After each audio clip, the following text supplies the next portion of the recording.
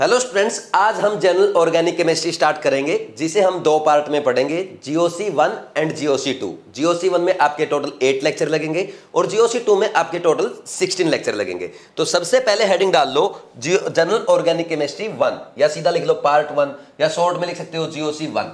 और इसको हम रिएक्शन मैकेनिज्म 1 भी बोल देते हैं, ये भी आप लिख सकते हो रिएक्शन मैकेनिज्म 1।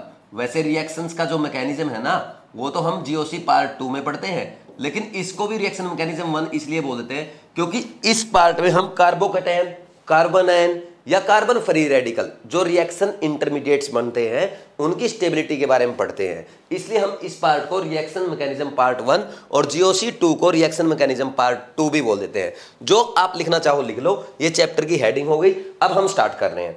देखो जीओसी 1 क्यों पढ़ते हैं। जैसे अगर बात करें किसी भी रिएक्शन की, रिएक्शन कैसे होती है, ये रिएक्टेंट है, ये किस में कन्वर्ट होगा, प्रोडक्ट में। क्या कभी ऐसा होता है क्या रिएक्टेंट डायरेक्ट प्रोडक्ट में कन्वर्ट हो गया। वैसे रिएक्शंस होती कैसे हैं, आप है ना कभी भी इसको ना ऐसे एरो पे मत देखा करो। जब भी आपको रिएक्शंस देखनी है, ये आपको कभी भी ऐसे याद नहीं करनी कि एरो पे है ना। रिएक्शंस को माइंड में ऐसा मान के चलो कि आप लैब में बैठे हैं और लैब में रिएक्शन कैसे होगी। जैसे एक बीकर है, ऐसे होंगे लैब में रिएक्शन। बीकर में क्या होगा, सोलवेंट, सोलवेंट में हम क्या डालेंगे, रिएक्टेंट, और इसके साथ फिर हम क्या डालेंगे, रीजेंट। ठीक, फिर कुछ देर के बाद रिएक्शन होने के बाद आपको फाइनली क्या मिलता है, जो कंपाउंड ऑब्टेन होगा उसको हम प्रोडक्ट बोलते हैं। अब मुझे एक बात बताओ, जैसे ही आपने सॉल्वेंट में रिएक्टेंट और रीजेंट डाले, क्या डायरेक्ट प्रोडक्ट मिल जाता है? ऐसा तो नहीं है, उसके बीच में कुछ ना कुछ तो बनता होगा। रिएक्टेंट और प्रोडक्ट के बीच में कुछ तो बनता होगा, तो उसको क्या कहते हैं, उसको कहते हैं हम इंटरमीडिएट, रिएक्शन इंटरमीडिएट बोलते हैं। तो यहां पे हम इसको डायरेक्ट नहीं लिखेंगे, हम यहां पे दिखाएंगे रिएक्टेंट से क्या बनेगा हमारा, इंटरमीडिएट, और फिर इंटरमीडिएट किस में कन्वर्ट होगा, प्रोडक्ट में कन्वर्ट होगा। अब देखो प्रोडक्ट कितना अच्छा बनेगा वो डिपेंड करेगा आपका इंटरमीडिएट पे। इंटरमीडिएट जितना ज्यादा स्टेबल होगा ना, या जितना ज्यादा अच्छा बनेगा, उतना ज्यादा स्टेबल आपका प्रोडक्ट बनेगा। इसलिए अपने को इंटरमीडिएट की स्टेबिलिटी के बारे में पढ़ने की जरूरत है। अब इंटरमीडिएट कैसे बनते हैं, देखो क्या होगा, जो हमारे रिएक्टेंट्स है, तो रिएक्टेंट में क्या होगा भाई, बॉन्ड ब्रेकिंग होगा।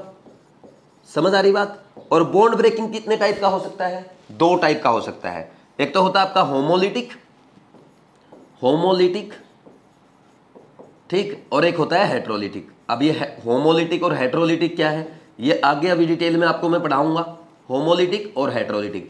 जब भी होमोलिटिक क्लीवेज होगा, होमोलिटिक क्लीवेज जब भी होगा, आपका कार्बन फ्री रेडिकल बनेगा, कार्बन फ्री रेडिकल बनेगा। ठीक, और जब भी आपका हेट्रोलिटिक क्लीवेज होगा, उसमें क्या बन सकता है, आपका कार्बोकैटायन बन सकता है, कार्बोकैटायन बन सकता है, और कार्बन एनायन भी बन सकता है, कार्बन आयन भी बन सकता है। इसके अलावा दो टाइप के और रिएक्शन इंटरमीडिएट आपके बनते हैं। एक तो आपका है कार्बिन, कार्बिन, और एक आपका है नाइट्रेन। बात समझ में आ रही है। अब देखो, अब ये हो गया हमारा कि इंटरमीडिएट बनता कैसे है। रिएक्शन में बॉन्ड ब्रेकिंग होगी। बॉन्ड ब्रेकिंग आपकी दो टाइप की हो सकती है, होमोलिटिक और हेट्रोलिटिक।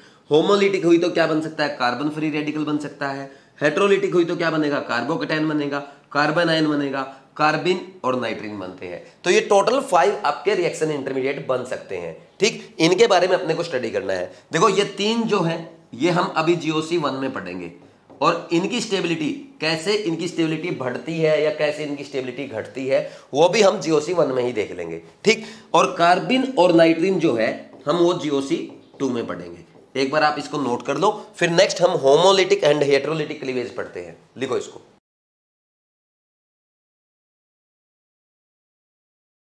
नेक्स्ट बॉन्ड ब्रेकिंग या बॉन्ड क्लीवेज, दोनों एक ही बात है, और इसका मतलब है बॉन्ड का टूटना। बॉन्ड कितने टाइप से टूट सकता है, दो टाइप से, एक homolysis and second one is हेट्रोलिसिस। तो सबसे पहले हेडिंग डाल लो होमोलिसिस, और मेरे साथ साथ लिखना आपको होमोलिसिस, क्योंकि ये थियोरेटिकल पार्ट है, साथ साथ लिखोगे सही रहेगा। होमोलिसिस बोल दो, या कोवलेंट क्लीवेज भी बोल देते हैं इसको, कोवलेंट क्लीवेज। ठीक, और क्या बोलते हैं, non ionic cleavage. Non ionic cleavage इसलिए बोलते हैं क्योंकि इसमें आयंस नहीं बनते, नॉन आयोनिक क्लीवेज। बात समझ में आई। अब देखो यहां पे हम क्या करेंगे, क्या क्या कंडीशन होनी चाहिए होमोलिसिस के लिए। जैसे फॉर एग्जांपल हमारा जो रिएक्टेंट है उसमें मान लो ए और बी के बीच में एक सिंगल बॉन्ड बना हुआ है। ए और बी के बीच में क्या है, सिंगल बॉन्ड बना हुआ है। अब क्या होगा, ये जो बॉन्ड बना है ना, ये जो बॉन्ड आप देख रहे हो, इस बॉन्ड में एक तो इलेक्ट्रॉन आपका ए का होगा और एक इलेक्ट्रॉन किसका होगा, बी का होगा। ऐसा ही तो होगा। अब जब इसका होमोलिसिस होगा, होमोलिसिस जब इसका करेंगे तो क्या बनेगा, देखो सबसे पहले ये समझ लो होमोलिसिस होता क्या है। होमोलिसिस का मतलब यहां पे हम समझेंगे, होमो मीन्स सेम, होमो मीन्स सेम और लिसिस मीन्स ब्रेकिंग। किसका ब्रेकिंग, बॉन्ड का ब्रेकिंग, सेम ब्रेकिंग हो जाए।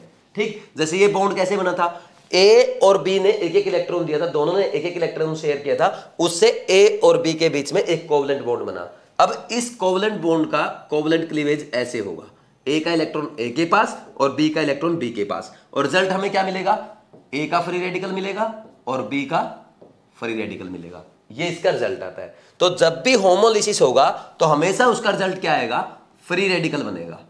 बात समझ में आ रही कि नहीं आ रही। अगर जहां ऑर्गेनिक केमिस्ट्री की बात करेंगे तो वहां पे कार्बन होगा तो कार्बन फ्री रेडिकल बन जाएगा। अगर कोई और की बात कर रहे हो, अगर जनरलाइज करें तो हम लिख देंगे कि होमोलिसिस से फ्री रेडिकल बनेगा। ये बात समझ में आ गई। अब अपने को ये देखना कि होमोलिसिस कब कब होता है, कंडीशन क्या क्या है। तो कंडीशन का मतलब समझो, कंडीशन देखो यहां पे सबसे पहली कंडीशन क्या है, in presence of non polar solvents. Non polar solvent के केस में क्या होगा, होमोलिसिस होगा, नॉन पोलर सॉल्वेंट्स। ठीक, लाइक कौन सा है, CCl4 हो गया, आपका बेंजीन हो गया, ठीक, CH2 हो गया।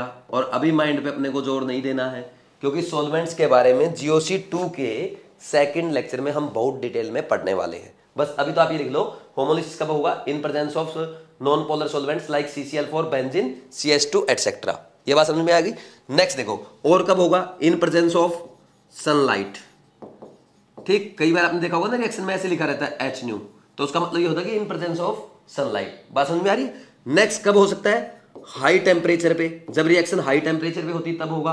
और कब हो सकता है, वेपर फेज रिएक्शंस में, वेपर फेज जो रिएक्शंस रहती है उनमें आपका क्या होगा, होमोलिसिस होगा, फ्री रेडिकल्स बनेंगे। और कब हो सकता है, in presence of peroxide, in presence of peroxide. ये बहुत इंपॉर्टेंट है, ये अपना सबसे काम का है। और इससे नेक्स्ट जो है वो भी अपने काम का है, इन व्हेन, इसमें लिख लो, इनकी बजाय ऐसे लिखो, when attacking reagent is free radical. ठीक, जब अटैकिंग रिजेंट फ्री रेडिकल होगा ना तो वो बॉन्ड ब्रेकिंग भी कैसे करेगा, होमोलिसिस करेगा, फ्री रेडिकल ही बनाएगा। ठीक, समझ में आ गई। तो होमोलिसिस की कंडीशन आपने देख ली। फर्स्ट कंडीशन है in presence of non polar solvents like CCl4, benzene, CH2 etcetera. Second है in presence of light, in presence of high temperature, vapour phase reactions में आपका होमोलिसिस होगा। और सबसे खास इन प्रेजेंस ऑफ पेरोक्साइड ले लिया, जैसे आपने H2O2 वगैरह ले लिया, तो उनके प्रेजेंस में भी क्या होता है, होमोलिसिस होता है, फ्री रेडिकल्स बनते हैं। या जब अटैकिंग रिजेंट कौन हो, खुद फ्री रेडिकल हो, तब भी आपका होमोलिसिस होगा। ये तो हो गया हमारा होमोलिसिस। नेक्स्ट अपने को आगे क्या पढ़ना है, आगे नेक्स्ट हमारा है हेट्रोलिसिस। अब नेक्स्ट हेडिंग डाल दो आप, हेट्रोलिसिस। हेट्रोलिसिस, और हेट्रोलिसिस को हम और क्या बोलते हैं, आयोनिक क्लीवेज भी बोलते हैं। हेट्रोलिसिस बोल दो या आयोनिक क्लीवेज बोल दो। आयोनिक क्लीवेज क्यों बोला, क्योंकि इसके जो रिजल्ट्स आते हैं ना, हेट्रोलिसिस के जो रिजल्ट्स आते हैं वो क्या आते हैं, इसके रिजल्ट से आयंस बनते हैं। कैसे बनेंगे अभी देखते हैं। जैसे मान लीजिए ए और बी के बीच में बॉन्ड है, ठीक है, और अगर बात की जाए इलेक्ट्रोनेगेटिविटी ऑफ ए हमने बी से कम मान ली, ऐसा मान लिया, मान लो, ठीक। अब क्या होगा, मान लीजिए इसका हेट्रोलिसिस करवाया जाए। क्या करवाया जाए, हेट्रोलिसिस करवाया जाए। तो हेट्रोलिसिस से क्या होगा, देखो हेट्रोलिसिस होता क्या है, हेट्रो मीन्स डिफरेंट, हेट्रो देखो होमो मीन्स सेम, तो हेट्रो क्या होगा, डिफरेंट, और लिसिस मीन्स ब्रेकिंग। किसका ब्रेकिंग, बॉन्ड का ब्रेकिंग। यानी ऐसा करेगा, ये जो दो इलेक्ट्रॉन है ना, ये ना तो ऐसा नहीं करेगा कि ए का ए के पास, बी का बी के पास, ऐसा करेगा जो इलेक्ट्रोनेगेटिव होगा दोनों इलेक्ट्रॉन वो ले जाएगा। ठीक, तो इलेक्ट्रोनेगेटिव कौन है, बी है, तो इसके रिजल्ट क्या आएंगे, तो बी इलेक्ट्रॉन ले जाएगा, बी के ऊपर नेगेटिव चार्ज और ए के ऊपर पॉजिटिव चार्ज आएगा। ठीक, अच्छा ये नेगेटिव चार्ज कैसे आता है बताओ। पहले ही मैं बहुत बार आपको बता चुका हूं। बहुत सारे स्टूडेंट्स को ये नहीं पता चलता कि ये नेगेटिव क्यों लिखते हैं। बताऊं क्यों लिखते हैं। जैसे देखो क्या हुआ, यहां पे है ना ए था, ए और बी था। देखो ए और बी जब बॉन्ड ब्रेकिंग हुआ, इसमें क्या है, ए इस बॉन्ड में ए का इलेक्ट्रॉन है एक तो, और एक बी का इलेक्ट्रॉन है। मान लीजिए ए अपना इलेक्ट्रॉन ले जाए और बी अपना इलेक्ट्रॉन ले जाए, ना तो ए पे चार्ज आएगा और ना बी पे चार्ज आएगा। ठीक, समझ आ रही बात। और जब भी अगर हम ऐसा करते हैं, जैसे सोडियम है, सोडियम में से मान लीजिए हमें एक इलेक्ट्रॉन निकाल लें, तो क्या आता है, सोडियम पे एक प्लस आता है, ऐसे करते हैं एक इलेक्ट्रॉन निकालने के बाद, है ना। और जैसे क्लोरीन को जब हम एक इलेक्ट्रॉन देते हैं तो क्या करते हैं, Cl-, ऐसे लिखते हैं कि उसके पास एक इलेक्ट्रॉन आ गया। जब भी एक इलेक्ट्रॉन जाएगा तो उस पर एक प्लस आएगा, 2 इलेक्ट्रॉन जाएंगे तो +2 आएगा, 3 इलेक्ट्रॉन जाएंगे तो +3 आएगा। और जब भी कोई एटम इलेक्ट्रॉन गेन करता है तो एक इलेक्ट्रॉन गेन किया तो -1, 2 इलेक्ट्रॉन गेन किए तो -2, 3 इलेक्ट्रॉन गेन किए तो -3, ऐसे आता है। ये सबको पता है। अब देखो होता क्या है, यहां पे क्या हुआ, एक्चुअल में ए का इलेक्ट्रॉन जो था वो बी ले गया, इसलिए उस पर एक इलेक्ट्रॉन कम हो गया, उस पर प्लस चार्ज आ गया। अब बी अपना इलेक्ट्रॉन तो ले ही गया था, है ना, खुद का, और ए का इलेक्ट्रॉन भी ले गया, इसलिए ये जो ए का इलेक्ट्रॉन आया इसके कारण इसके ऊपर नेगेटिव चार्ज आया है। ऐसे करते हैं, ये बिल्कुल बेसिक फंडा है। बात समझ में आ रही है। अब और आगे हम बढ़ते हैं। देखो इतनी छोटी छोटी चीजें इसलिए बता रहा हूं कि आजकल है ना एग्जामिनर इतनी छोटी चीज भी पूछ लेता है और बहुत सारे बच्चों को पता नहीं चलता। आप देखो एग्जाम्स में आजकल आपसे पूछा जा रहा है कि एक रिएक्शन दे दी, CH4 को CCl4 में कन्वर्ट कर रहा है, कि उसमें कार्बन की ऑक्सीडेशन स्टेट में क्या चेंज आ रहा है। ऐसे ऐसे क्वेश्चन पूछे जा रहे हैं और इतने ही आसान आगे पूछे जाएंगे, तो आप प्रिपेयर्ड रहो। एक एक बेसिक चीज आपको तैयार करके चलनी है, इसलिए मैं आपको इतना स्लो पढ़ा रहा हूं, इतनी एक एक चीज आपको नोट करा रहा हूं ताकि छूटे ना कुछ भी। देखो आजकल टफ नहीं पूछता एग्जामिनर, लेकिन पूछता हर एक चीज है, इसलिए अपने बेसिक अच्छे से क्लियर होना चाहिए। थियोरेटिकल ज्यादा पूछता है, इसलिए पूरी थियरी अच्छे से मैं आपको लिखवा रहा हूं। तो इसको लिखते चलो, नेक्स्ट फिर हम आगे बढ़ते हैं। देखो नेक्स्ट अपने को क्या करना है, यहां पे अगर बात की जाए, देखो अब हाइड्रोलिसिस की कंडीशंस पढ़नी है अपने को। कंडीशन में देखो, जैसे पहले इसकी कंडीशन हमने क्या पढ़ी थी, इन presence of non polar solvents, तो इसमें उल्टा हो जाएगा, इन presence of polar solvents, in presence of polar solvents. Polar solvents like water है, अल्कोहल्स हैं, एसीटोन है, ठीक, एसिड्स हैं, बहुत सारे एटसेट्रा। ठीक, ये आगे हम डिटेल में पढ़ेंगे। पोलर सॉल्वेंट उसे कहते हैं जिसका डाइपोल मोमेंट नॉन जीरो हो, और जिसका डाइपोल मोमेंट जीरो हो उसको नॉन पोलर सॉल्वेंट कहेंगे। नेक्स्ट इसमें लिखा सनलाइट की प्रेजेंस में, ये सनलाइट की प्रेजेंस में नहीं होगा, ये सनलाइट की एब्सेंस में होता है। उसमें लिखा हाई टेम्परेचर, ये कैसा होगा, लो टेम्परेचर। ठीक, नेक्स्ट उसमें लिखा वेपर फेज रिएक्शंस, इसमें रिएक्शंस नॉर्मली होती हैं। उसमें लिखा इन प्रेजेंस ऑफ पेरोक्साइड, इसमें क्या लिखेंगे, इन प्रेजेंस ऑफ आयंस, क्योंकि आयन बना रहा है ना, इन प्रेजेंस ऑफ आयंस, या ऐसे लिख लो, और ऐसे भी लिख सकते हो, और व्हेन अटैकिंग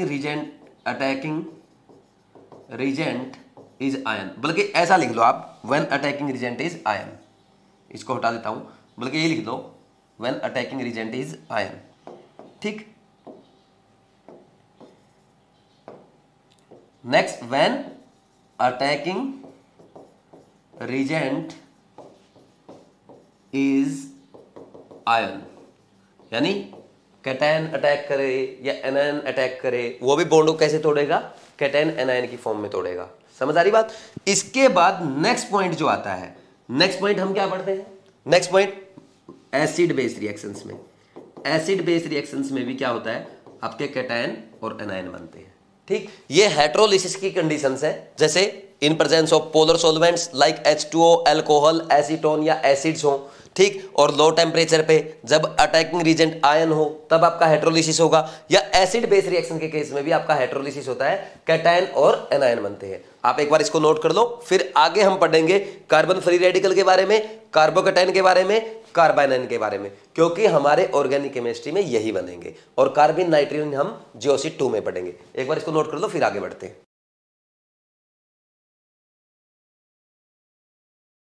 अब नेक्स्ट सबसे पहली हेडिंग डाल लो, कार्बन फ्री रेडिकल। नंबर 1 क्या पढ़ेंगे, कार्बन फ्री रेडिकल। और ये आप मेरे साथ साथ लिख सकते हो, क्योंकि ये थियोरेटिकल चीजें हैं और बहुत आसान चीजें हैं।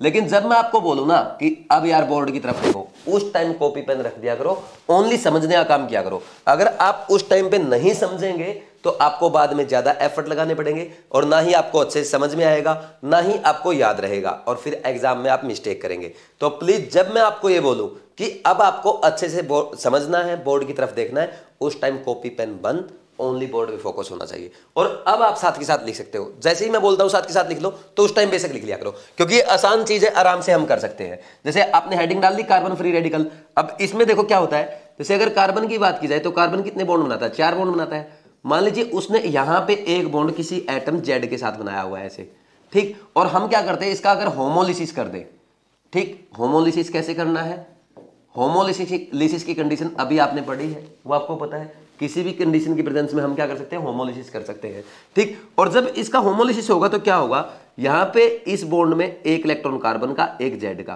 तो इसका होमोलिटिक क्लीवेज होगा, तो कार्बन का इलेक्ट्रॉन कार्बन के पास आएगा, जेड का जेड के पास जाएगा, तो कार्बन कैसा बनेगा, तो यहां पे ये जो कार्बन आपका बनेगा ये क्या होगा, ये कार्बन फ्री रेडिकल होगा, इसको हम कार्बन फ्री रेडिकल कहते हैं। बात समझ में आ रही कि नहीं आ रही, ठीक। और ये कार्बन फ्री रेडिकल जो होता है इसका शेप कैसा होगा, सबसे पहले देखो ये कैसा होगा, ये आपका ऐसा होगा, समझ आ रही बात, और यहां पे इसके एक ऑर्बिटल में क्या होगा, एक ही इलेक्ट्रॉन होगा। अब ये 3 सिग्मा बॉन्ड बना रहा है, ठीक, तो इसका हाइब्रिडाइजेशन जो हम बोलेंगे क्या बोलेंगे, sp2 बोलेंगे, ठीक। नेक्स्ट शेप कैसा होगा, ट्राइगोनल प्लेनर होगा, समझ आ रही बात। अब इसके ऑक्टेट में इलेक्ट्रॉन कितने होंगे, 2 4 6 और 1, ये 7, यानी कैसा ऑक्टेट है, इनकम्प्लीट ऑक्टेट है। और इनकम्प्लीट ऑक्टेट जब भी होगा तो कोई भी मॉलिक्यूल क्या करेगा, वो अनस्टेबल होगा, और अनस्टेबल होगा तो क्या करेगा, जाकर के दूसरे पे अटैक करेगा, ठीक। तो इनकम्प्लीट ऑक्टेट होने के कारण ये क्या है, हाईली अनस्टेबल है, और जैसे ही इसको कोई दूसरा दिखेगा उसके ऊपर अटैक कर देगा, यानी हाईली अनस्टेबल, साथ में लिख लेना मोर रिएक्टिव, ठीक। कोई डाउट है क्या, जो भी अनस्टेबल होता है वही रिएक्ट करता है। अगर बात की जाए इनर्ट गैसेज की, इनर्ट गैसेज तो स्टेबल है ना, वो किसी के साथ रिएक्ट करती ही नहीं है, रिएक्ट कौन करेगा, कौन करेगा भाई, जो अनस्टेबल होगा। बात समझ में आ रही है। नेक्स्ट देखो ये क्या हो गया, हाईली अनस्टेबल और मोर रिएक्टिव, और ये किसकी तरह बिहेव करता है, इलेक्ट्रोफाइल या न्यूक्लियोफाइल, ये इलेक्ट्रोफाइल की तरह काम करेगा, क्यों, क्योंकि इसके पास इलेक्ट्रॉन की कमी है। इलेक्ट्रोफाइल का मतलब क्या होता है, इलेक्ट्रोफाइल कहां से आया, इलेक्ट्रॉन प्लस फिलिन, ये इंग्लिश वर्ड रूट है फिलिन, फिलिन मींस टू लव, यानी इलेक्ट्रॉन लविंग।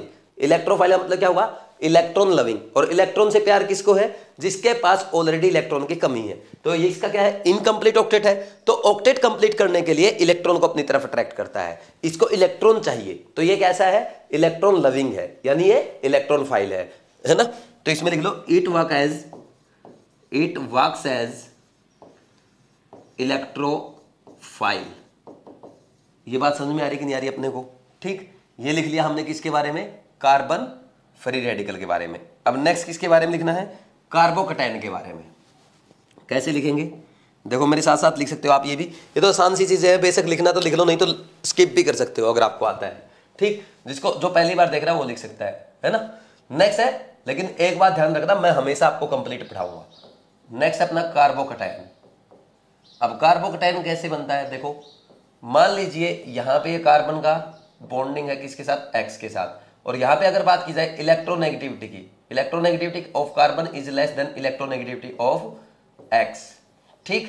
तो अब क्या होगा, अगर इसका हेट्रोलिटिक क्लीवेज करवा दिया जाए, तो हेट्रोलिसिस करवा दिया जाए, तो हेट्रोलिटिक क्लीवेज में क्या होगा, ये दोनों इलेक्ट्रॉन जो है इस बॉन्ड के, कौन ले जाएगा, इलेक्ट्रोनेगेटिव एटम, यानी कौन ले जाएगा, एक्स ले जाएगा, और एक्स ले गया तो एक्स पे तो आ जाएगा माइनस, और आपका कार्बन पे क्या आएगा, प्लस।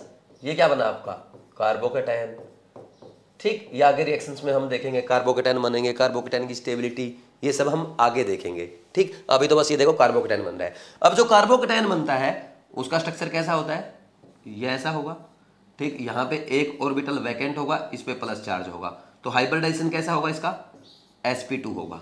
बात समझ में आ रही, 3 सिग्मा बॉन्ड है ओनली, ठीक। और कैसा है, ट्राइगोनल प्लेनर है, ट्राइगोनल प्लेनर होगा, इसमें कोई डाउट नहीं होना चाहिए।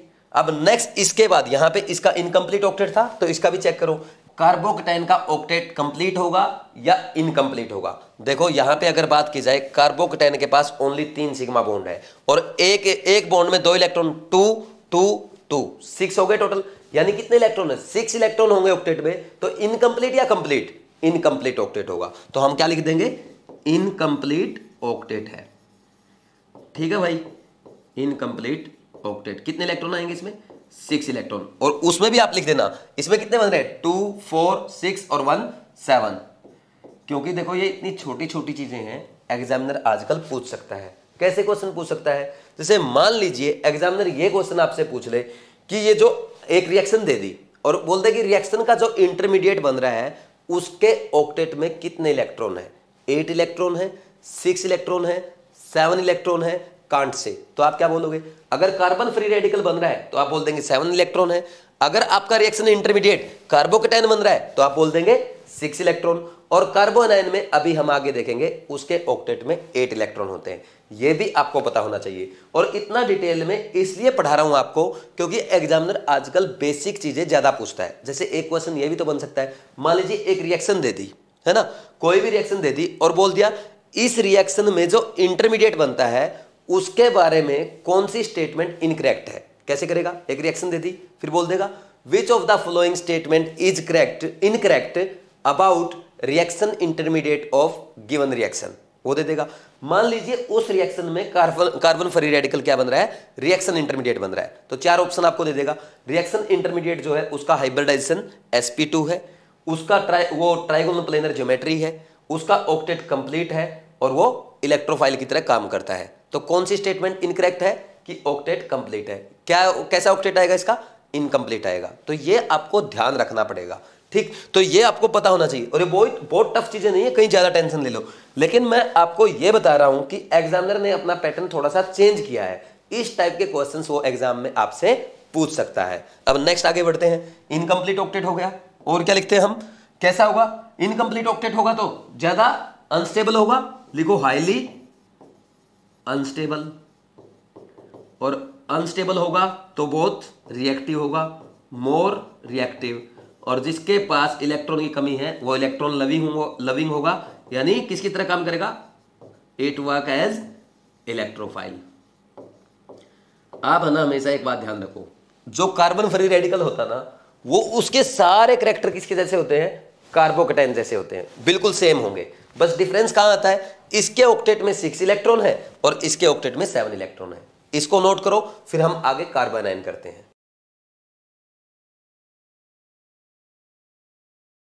अब नेक्स्ट थर्ड अपना क्या है? कार्बोनाइन। तो हेडिंग डाल लो कार्बोनाइन।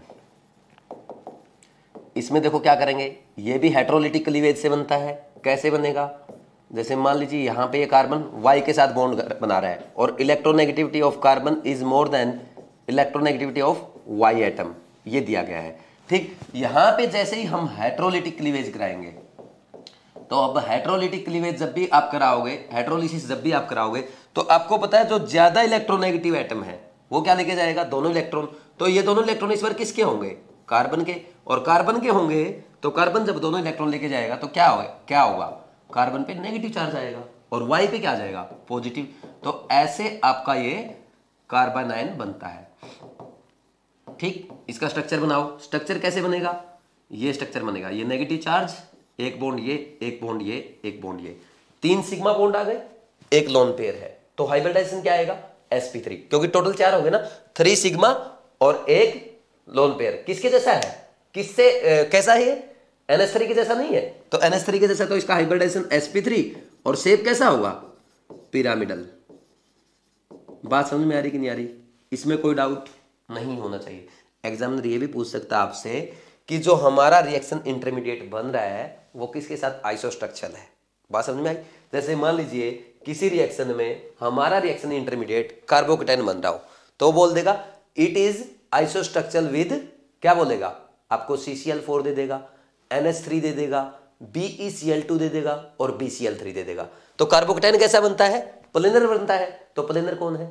BCl3। तो ऐसे भी अच्छे अच्छे क्वेश्चन छोटी छोटी चीजों से बन सकते हैं। और एग्जामिनर आजकल बिल्कुल इजी और सिंपल चीजें ही पूछ रहा है, इसलिए आपके जो कॉन्सेप्ट है ना, बेसिक कॉन्सेप्ट क्लियर होने चाहिए। आपको कोई टफ चीज, कोई मेजर टॉपिक आता या नहीं आता उससे फर्क नहीं पड़ेगा, लेकिन अगर आपके बेसिक स्ट्रॉन्ग नहीं है उससे फर्क पड़ता है। इसलिए आप एक एक चीज को ध्यान से सुने, नोट करें, अच्छे से रिवाइज करें। अब नेक्स्ट देखो, ये हो गया sp3 पिरामिडल बनेगा। इसके बाद हमने क्या लिखा था, ऑक्टेट कंप्लीट या इनकम्प्लीट। देखो 2 इलेक्ट्रॉन, 4 इलेक्ट्रॉन, 6 इलेक्ट्रॉन और 2 कितना हो गया, 8 इलेक्ट्रॉन, कंप्लीट ऑक्टेट। अब एक बात बताओ, इसका ऑक्टेट कंप्लीट है, ये अनस्टेबल होगा या स्टेबल होगा? तो ये भी क्या है, हाईली अनस्टेबल।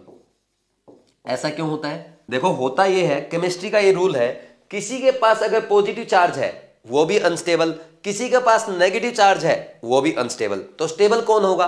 न्यूट्रल हमेशा स्टेबल होगा। बात समझ में आ रही है? चाहे पॉजिटिव चार्ज आ जाए चाहे नेगेटिव चार्ज आ जाए तो उसकी अनस्टेबिलिटी बढ़ेगी। ये बात समझ में आती है अच्छे से? यानी यूं समझ लो, किसी के पास इलेक्ट्रॉन की कमी है वो भी अनस्टेबल है, किसी के पास इलेक्ट्रॉन डेंसिटी ज्यादा है वो भी अनस्टेबल है, और हाईली अनस्टेबल होगा तो ये भी क्या होगा, मोर रिएक्टिव। ठीक, बात समझ में आ रही कि नहीं आ रही? और नेक्स्ट, अब ये किसकी तरह काम करेगा, इसके पास इलेक्ट्रॉन डेंसिटी ज्यादा है, इसके पास इलेक्ट्रॉन्स ऑलरेडी है, तो ये किसको अट्रैक्ट करेगा, इलेक्ट्रॉन इसके पास है यानी नेगेटिव चार्ज है, पॉजिटिव चार्ज को अट्रैक्ट करेगा। पॉजिटिव चार्ज किसके पास होता है, न्यूक्लियस के पास, यानी ये न्यूक्लियस को अट्रैक्ट करेगा। यानी हम इसको क्या कहेंगे, ये न्यूक्लियस लविंग है, और न्यूक्लियस लविंग को हम क्या बोलते हैं, न्यूक्लियोफाइल बोलते हैं। तो लिख लो, it works as nucleophile, it works as nucleophile. तो ये हो गया आज अपना बेसिक। बात समझ में आ गई? ये आपके रिएक्शन इंटरमीडिएट हो गए। अभी हमने रिएक्शन इंटरमीडिएट पढ़े, इसके अलावा हमारे 2 रिएक्शन इंटरमीडिएट और बचे हुए हैं, कार्बिन और नाइट्रीन, वो हम GOC2 में पढ़ेंगे। अभी तक जो हमने पढ़ा उसको हम एक बार देख लेते हैं। देखो आज हमने ये पढ़ा है कि जो रिएक्टेंट्स होते हैं, यानी जब भी रिएक्शन होगी तो रिएक्टेंट कभी भी डायरेक्ट प्रोडक्ट में कन्वर्ट नहीं होगा। तो रिएक्शन में क्या होगा, रिएक्टेंट का पहले इंटरमीडिएट बनेगा, या ये बोल दो इंटरमीडिएट स्टेज आएगी। ठीक है, तो जिसमें जो कंपाउंड बनेगा उसको हम क्या कहेंगे, रिएक्शन इंटरमीडिएट कहेंगे। फिर फाइनली आपका प्रोडक्ट बनता है। तो रिएक्टेंट और प्रोडक्ट के बीच में रिएक्शन इंटरमीडिएट बनता है। अब देखो, अपने को अच्छे से अच्छा प्रोडक्ट बनाना है तो अच्छा प्रोडक्ट तभी बनेगा जब हमारा इंटरमीडिएट स्टेबल होगा। जितना ज्यादा इंटरमीडिएट की स्टेबिलिटी होगी उतना ही अच्छा अपना प्रोडक्ट बनेगा। अब इसको एक सिंपल एग्जांपल से समझते हैं। जैसे अगर हम बात करें, बच्चा पैदा हुआ, सीधा बूढ़ा नहीं बनेगा, बीच में इंटरमीडिएट स्टेज आएगी यानी जवानी आएगी। बच्चा पैदा हुआ, बच्चा जवान होगा, फिर बुढ़ापा आएगा। अब देखो, बुढ़ापा उतना ही अच्छा होगा, ओल्ड एज उतनी ही अच्छी होगी जितनी उसकी इंटरमीडिएट स्टेज में ज्यादा स्टेबिलिटी होगी, उसने जितने अच्छे काम किए होंगे। जैसे अभी आप जवान हैं तो आपकी ये इंटरमीडिएट स्टेज चल रही है, तो इसमें आप जितने अच्छे काम करेंगे आप ओल्ड एज में उतना ही सुख पाएंगे। यानी अगर आप अभी पढ़ोगे, लिखोगे, आगे बढ़ोगे तो ओल्ड एज में सुख रहेगा। अगर अभी अच्छे काम नहीं करेंगे तो ओल्ड एज में आप दुखी रहेंगे। देखो, आपकी इंटरमीडिएट स्टेज पे ही डिपेंड करता है कि आप क्या बनने वाले हैं। इस एज में कुछ लोग बहुत अच्छे पढ़ते हैं, बड़े डॉक्टर बनते हैं, इंजीनियर बनते हैं, साइंटिस्ट बनते हैं, बड़े बड़े ऑथर बनते हैं, और भी बहुत कुछ बनते हैं। कुछ लोग ऐसे होते हैं इस एज में शरारत करते रहते हैं और आगे चलकर डाकू, चोर, लुटेरे बनते हैं। तो अब आपको डिसाइड करना है कि आपको अपनी इंटरमीडिएट स्टेज कैसी चलानी है। देखो, अगर बुढ़ापा अच्छा चाहते हो तो इस एज में खूब मेहनत करो। अभी आपका मेहनत करने का टाइम है।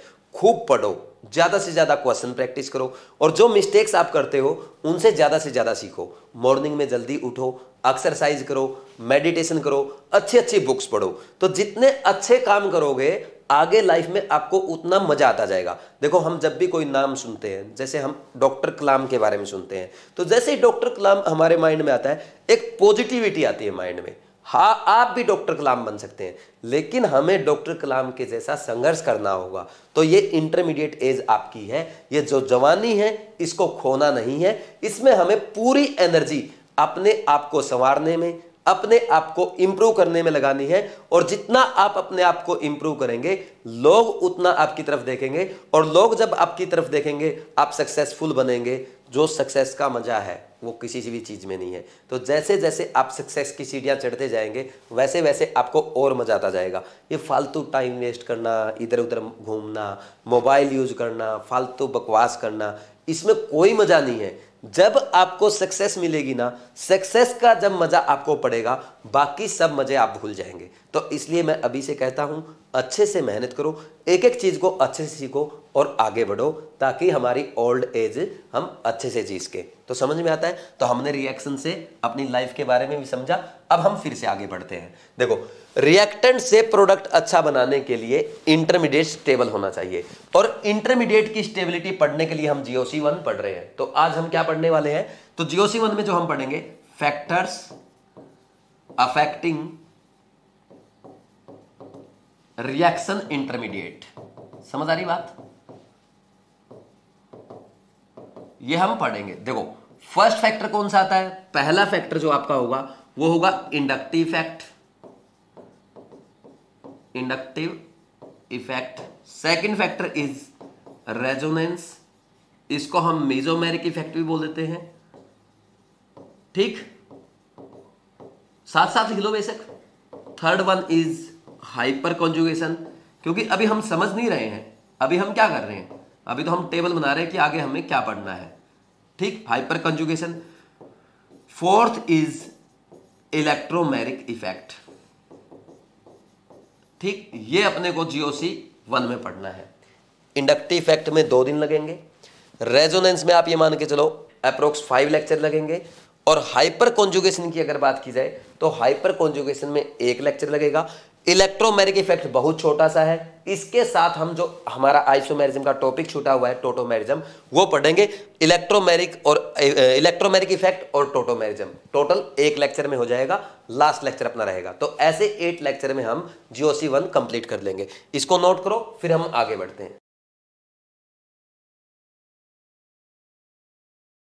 अब नेक्स्ट लिखो नंबर 1 इंडक्टिव इफेक्ट। हेडिंग डाल लो आप, इंडक्टिव इफेक्ट।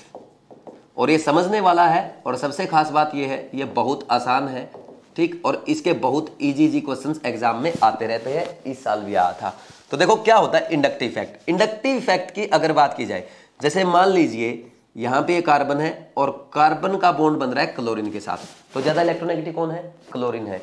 तो अब यहां पे इसके जो इलेक्ट्रॉन्स है ना, इस बॉन्ड के जो इलेक्ट्रॉन्स है, तो इस बॉन्ड के इलेक्ट्रॉन्स की शिफ्टिंग किसकी तरफ हो जाती है? क्लोरीन की तरफ, यानी मोर इलेक्ट्रोनेगेटिव की तरफ। होता क्या एक्चुअल में, देखो ये कार्बन और क्लोरीन के बीच में ये बॉन्ड है, होना ये चाहिए कि दोनों के बीच बॉन्ड बिल्कुल बीच में रहे, ये होना चाहिए। लेकिन होता क्या है, क्लोरीन ज्यादा इलेक्ट्रोनेगेटिव है, दोनों इलेक्ट्रॉन को अपनी तरफ खींच के रखता है, और जो ये पार्शियल शिफ्टिंग हुआ है इलेक्ट्रॉन का, क्लोरीन की इलेक्ट्रोनेगेटिविटी ज्यादा होने के कारण, इसी को हम इंडक्टिव इफेक्ट कहते हैं। इंडक्टिव इफेक्ट क्यों बोला? देखो, इसकी इलेक्ट्रोनेगेटिविटी के कारण इलेक्ट्रॉन्स को इसने अपनी तरफ खींच के रखा, यानी इलेक्ट्रॉन क्लाउड ज्यादा से ज्यादा इस तरफ रहेगा। ठीक, इलेक्ट्रॉन क्लाउड किसकी तरफ रहेगा? क्लोरीन की तरफ। और इलेक्ट्रॉन क्लाउड अगर क्लोरीन की तरफ रहेगा तो यहां पे नेगेटिव चार्ज इंड्यूस हो जाएगा। तो यहां पे नेगेटिव चार्ज इंड्यूस हो जाएगा, तो इस पे हम डेल माइनस शो करते हैं, इस पे हम डेल प्लस शो करते हैं। बात समझ में आ रही है? ये डेल माइनस बनेगा और ये डेल प्लस बनेगा। तो ये क्या हुआ, इसकी पार्शियल शिफ्टिंग के कारण, सिग्मा बॉन्ड के इलेक्ट्रॉन्स की पार्शियल शिफ्टिंग के कारण क्या हो गया, इन पे चार्ज इंड्यूस हो गया। तो ये क्या हो गए, इंड्यूस हो गए, इस पे नेगेटिव आ गया, इस पे पॉजिटिव आ गया। तो इसीलिए इसको हम इंडक्टिव इफेक्ट कहते हैं। बात समझ में आई कि नहीं आई? इंडक्टिव इफेक्ट आपको अच्छे समझ में आ गया। अब एक काम करते हैं, देखो इसको ना अब देसी भाषा में समझते हैं, जैसे बिल्कुल हम जनरल लाइफ से समझते हैं। जैसे मान लो आप 2 भाई बहन हैं, या 2 भाई हैं, या 2 सिस्टर हैं। तो जब आप बच्चे थे तो बचपन में मम्मी पापा क्या करते थे, जब दोनों बाहर जाते थे ना, तो आपको ना कुछ पैसे दे देते थे, बेटा आप घर पे ही रहना। जैसे फॉर एग्जाम्पल मान लीजिए राम और श्याम 2 भाई हैं, ठीक भाई, 5 रुपए इसके और 5 रुपए इसके। और जब मम्मी पापा के पास 5-5 के सिक्के खुले नहीं रहते थे तो क्या करते थे, टोटल 10 रुपीज दे देते थे, किसी एक को और बोल देते थे दोनों बांट के खा लेना। देखो बड़े वाले को दे दिए तो बड़े वाला रखता था, कई बार ऐसा होता छोटे वाला शरारती होता तो वो अपनी जेब में रखता था। अब जो ज्यादा शरारती है, जो ज्यादा इलेक्ट्रोनेगेटिव है, वो 10 रुपए अपनी जेब में रखता है। देखो हालांकि वो उसके नहीं है 10 के 10, लेकिन वो उस पर अधिकार जमाता है, मतलब उसको ऐसा लगता है 10 के 10 मेरे हैं, मतलब वो अपने आप को अमीर फील करता है। अब है तो दूसरे के भी, अब वो श्याम की जेब में पड़े हैं, है तो वो राम के भी, लेकिन राम को ऐसा लग रहा है यार मेरे पास तो पैसे ही नहीं है ना, यानी मेरे पे कंजूसी आ गई है। एक्चुअली में इसके 5 इसके 5 इसके, लेकिन इसकी जेब में पड़े हैं, इसलिए इसको ऐसा लगता है कि मैं ज्यादा अमीर हूं। वही केस यहां पे है, क्या हो रहा है यहाँ पे कि ये इलेक्ट्रॉन जो हैं, जो इसके सिग्मा इलेक्ट्रॉन्स हैं, तो ये थोड़े से इस तरफ शिफ्टेड रहते हैं और इस तरफ शिफ्ट होने के कारण इसमें पार्शियल नेगेटिव चार्ज आ जाता है, इसमें पार्शियल पॉजिटिव चार्ज आ जाता है। आप ये नहीं बोलेंगे कि ये दोनों इलेक्ट्रॉन इसके पास जाएंगे, रहेंगे शेयरिंग में, बस थोड़ा सा इलेक्ट्रॉन क्लाउड इलेक्ट्रोनेगेटिव एटम की तरफ शिफ्ट हो जाता है, जैसे शरारती बच्चे की जेब में शिफ्ट हुआ था। बात समझ में आ रही कि नहीं आ रही? ठीक है, अब आपके हुए होंगे, आप शरारती रहे होंगे या आप बेचारे गरीब भी रहे होंगे, ठीक। और आपको तो कहाँ 5-5 रुपए मिले होंगे, आपको तो सीधा 100-100 200-200 रुपए मिले होंगे। चलो जो भी मिला है, हमें एग्जाम्पल समझ में आना चाहिए। अब हम आगे बढ़ते हैं। देखो ये हो गया किसके कारण हुआ। देखो पहली डेफिनेशन लिख लो मेरे साथ साथ। अब क्या बोल देंगे? Partial shifting of sigma electrons, partial shifting of electrons of sigma bond towards more electronegative atom is known as inductive effect। ये बात समझ में आई कि नहीं आई? कोई डाउट है क्या? समझ आया? अब इंडक्टिव इफेक्ट किसके कारण हुआ भाई? Due to electronegativity difference. तो अब नेक्स्ट पॉइंट यही लिख लो, इंडक्टिव इफेक्ट, आई इफेक्ट भी बोल देते इसको ना, आई इफेक्ट लिख लो सीधा। Inductive effect arise due to, क्या बोलेंगे? Arise due to electronegative difference between two covalent bonded atoms. समझ आ रही बात? कोवलेंट बॉन्डेड एटम्स, इसमें कोई डाउट नहीं होना चाहिए। नेक्स्ट पॉइंट मैंने आपको एक और बताया था, इंडक्टिव इफेक्ट कैसा इफेक्ट है? परमानेंट इफेक्ट है। ये ऐसा नहीं कि बस आपको दिख रहा है, ऐसा होता है, ठीक। तो ये परमानेंट इफेक्ट है, it is permanent effect, it is permanent effect. साथ के साथ लिख लो। देखो होता क्या है, एक तो होता है परमानेंट इफेक्ट, एक होता है टेम्परेरी इफेक्ट। टेम्परेरी किसे कहेंगे? जो दूसरे की प्रेजेंस में हो। जैसे मान लीजिए मैं, अगर ये इफेक्ट ऐसा होता, जैसे मान लीजिए इसके पास कोई मैं आयन लेके आया, एटम लेके आया, मॉलिक्यूल लेके आया, तब ये इंड्यूस होते और जैसे ही मैं उसको दूर कर लेता फिर वो वापस ये नॉर्मल हो जाते, तो इसको मैं कहता टेम्परेरी इफेक्ट। लेकिन ये अपने आप हो रहा है, कोई एटम मॉलिक्यूल आयन में इसके पास लेके आया क्या? नहीं लेके आना, अपने आप इंड्यूस हो रहे हैं। क्यों हो रहे हैं? ड्यू टू इलेक्ट्रोनेगेटिविटी डिफरेंस, ठीक। तो इसलिए ये परमानेंट इफेक्ट है, क्योंकि दूसरे की प्रेजेंस में नहीं हो रहा, अपने आप हो रहा है, तो क्या कहलाएगा? Permanent effect. बात समझ में आ रही है? अब नेक्स्ट देखो, नेक्स्ट जब हम आगे बढ़ते हैं, आगे क्या होगा इसके बाद? इट इज डिस्टेंस डिपेंडेंट, इसमें लिखना, लिख लो पहले, it is distance dependent effect, distance dependent effect. और इसमें लिखना आफ्टर 3 और 4 एटम इट इज नेग्लिजिबल। इसका मतलब ध्यान से समझना आप। अब इधर देखो एक बार, होता क्या है, जैसे अगर हम बात करें, जैसे कार्बन एटम जुड़े हुए हैं ऐसे, ठीक, यहां पे होगा, तो इसमें देखो क्या है, इसके ऊपर क्या आएगा? डेल माइनस आएगा, इसके ऊपर आएगा डेल माइनस, और इसके कारण, क्योंकि इसकी इलेक्ट्रॉन की शिफ्टिंग, ये मोर इलेक्ट्रोनेगेटिव एटम क्लोरीन की तरफ शिफ्ट हुआ है, ठीक, इसलिए इसके ऊपर पार्शियल नेगेटिव, इसके ऊपर पार्शियल पॉजिटिव, ठीक। इस पे पॉजिटिव आया तो ये इसके इलेक्ट्रॉन खींचेगा, और ये इसके इलेक्ट्रॉन खींचेगा तो इस पे थोड़ा सा छोटा पॉजिटिव इस पे भी आ जाएगा। फिर इस पे पॉजिटिव आया है तो ये इसके खींचेगा, इस पे भी थोड़ा सा पार्शियल पॉजिटिव आ जाएगा। लेकिन 4th कार्बन पे हम शो नहीं करेंगे, 3rd या 4th कार्बन के बाद ये इफेक्ट क्या हो जाता है? खत्म हो जाता है। इसलिए हम इसको क्या कहते हैं? डिस्टेंस डिपेंडेंट इफेक्ट कहते हैं।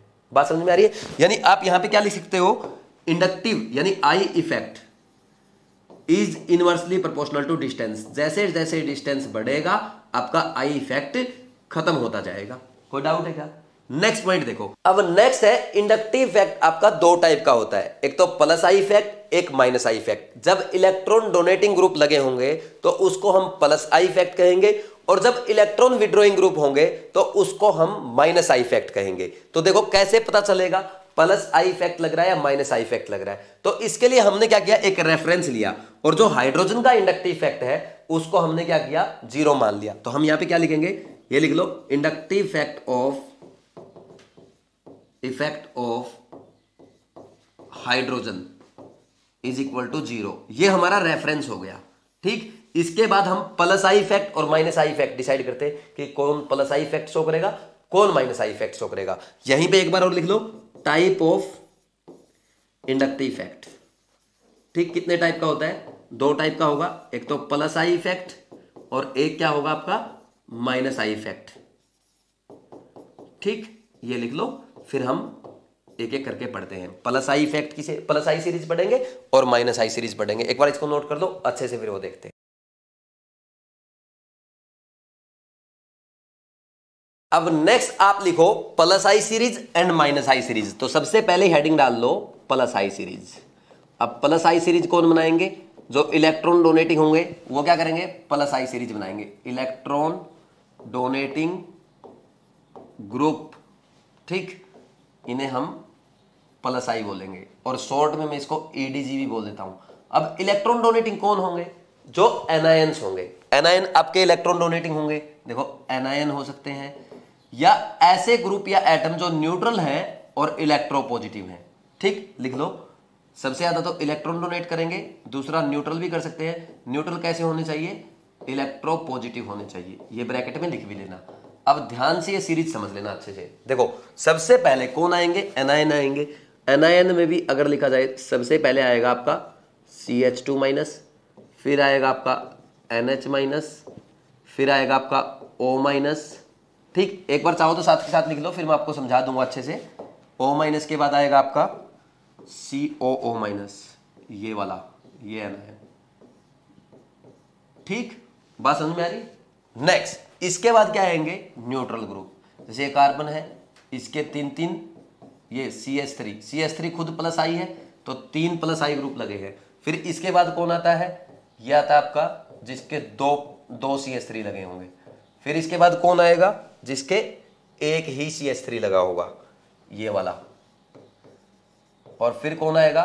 खुद CH3। और खुद CH3 में भी क्या क्या आ सकते हैं इसके आइसोटॉप्स? CT3 आएगा, फिर CD3 आएगा, ठीक, फिर CH3 आएगा। ये ऑर्डर आता है।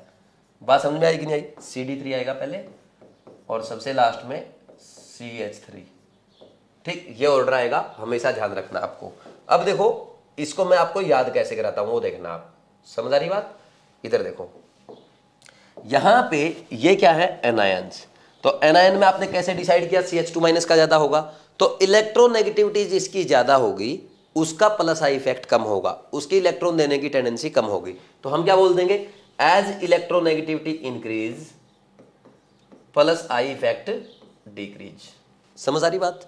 अब इसमें ये ऑक्सीजन एटम, यहां भी ऑक्सीजन एटम, आप बोल देंगे सर यहां पे तो सेम एटम है, यहां पे आप कैसे डिसाइड करेंगे? तो यहां पे अगर देखा जाए इन दोनों में, तो मैं ये कहूंगा ये डायरेक्ट जुड़ेगा आपका कार्बन एटम से, और ये क्या है? ये एक कार्बन के बाद जुड़ रहा है, तो यहां पे डिस्टेंस डिपेंडेंट है। तो यहां पे क्या बोलेंगे?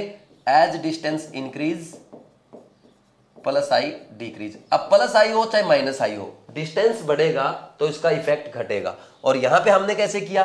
ये हमने कैसे किया? ये आपके देखो, ये जितने यहां पे 3 प्लस आई ग्रुप लगे हुए हैं, ठीक, ये 2 प्लस आई ग्रुप लगे हुए हैं, ये 1 प्लस आई ग्रुप लगा हुआ है, फिर CD3 CH3। ये भी आपको ध्यान रखना है आइसोटोप का क्या इफेक्ट आता है। बात समझ में आई कि नहीं आई? इतना अच्छे समझ में आ गया? ठीक, अब इसके बाद नेक्स्ट, ये तो आसान सी है, सबको याद हो जाती है, माइनस आई बच्चों को याद नहीं रहती, वो मैं आपको याद करवाता हूं। नेक्स्ट लिखो, इसको थोड़ा सा एक बार साइड में कर लेते हैं। जैसे नेक्स्ट लिखो माइनस आई सीरीज। माइनस आई सीरीज, इसमें क्या होता है? देखो, माइनस आई सीरीज में कौन आएंगे? Electron withdrawing group. Electron withdrawing group, और इनको मैं शॉर्ट में पता क्या बोलता हूं? EWG, electron withdrawing group. देखो, सबसे ज्यादा इलेक्ट्रॉन कौन विड्रॉ करेंगे? कैटायंस जो होंगे, जिनपे पॉजिटिव चार्ज होगा, वो सबसे ज्यादा इलेक्ट्रॉन विड्रॉ करेंगे।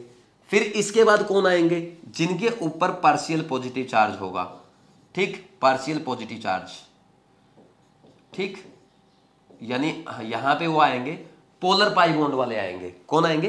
पोलर पाई बॉन्ड वाले, ठीक। फिर इसके बाद कौन आएंगे? आपके पोलर पाई बॉन्ड वाले आ गए। फिर इसके बाद इलेक्ट्रोनेगेटिव एटम्स आपके आएंगे। ये बात समझ में आ रही कि नहीं आ रही? इसमें अपने को कोई डाउट नहीं होना चाहिए। अब देखो नेक्स्ट एक काम करना, एक बार ऑर्डर चाहो तो आप मेरे साथ साथ लिख लो, फिर मैं आपको एक्सप्लेन कर दूंगा। जैसे यहां पे सबसे ज्यादा माइनस आई इफेक्ट जो होता है वो आपका NF3+ का होता है, इसका होगा NF3+ का, फिर NR3+ का, ठीक, इसके बाद आएगा NH3+, इसके बाद क्या आता है NH3+, और फिर कौन आएगा आपके पोलर पाई बॉन्ड वाले आ जाएंगे, ये NO2, ठीक, ये आ गया।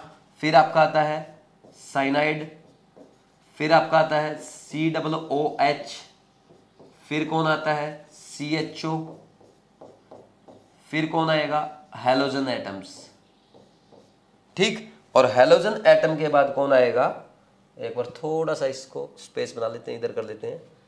हैलोजन एटम के बाद कौन आएगा आपका यहां पे ऑक्सीजन एटम OR, और फिर कौन आएगा OH, फिर कौन आएगा कार्बन sp, क्या आएगा कार्बन sp, ये C ट्रिपल बॉन्ड CH, ठीक, फिर आएगा आपका NH2, और फिर आएगा आपका फिनाइल ग्रुप, और फिर कौन आएगा आपका लास्ट में विनाइल ग्रुप।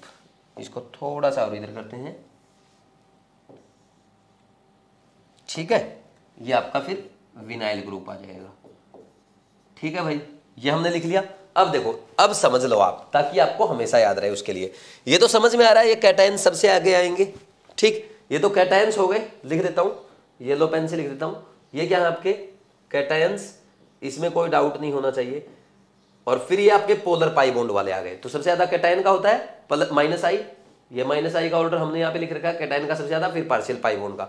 अब आपको एक डाउट आ सकता है, डाउट क्या आ सकता है, सर यहां पे जो हमने ये दिया है NR3+, देखो यहां पे 3 ग्रुप लगे हुए, मान लीजिए तीनों मिथाइल लगे हैं, ठीक, और यहां पे इसके ऊपर प्लस चार्ज है, ऐसे ही ये NH4+ है।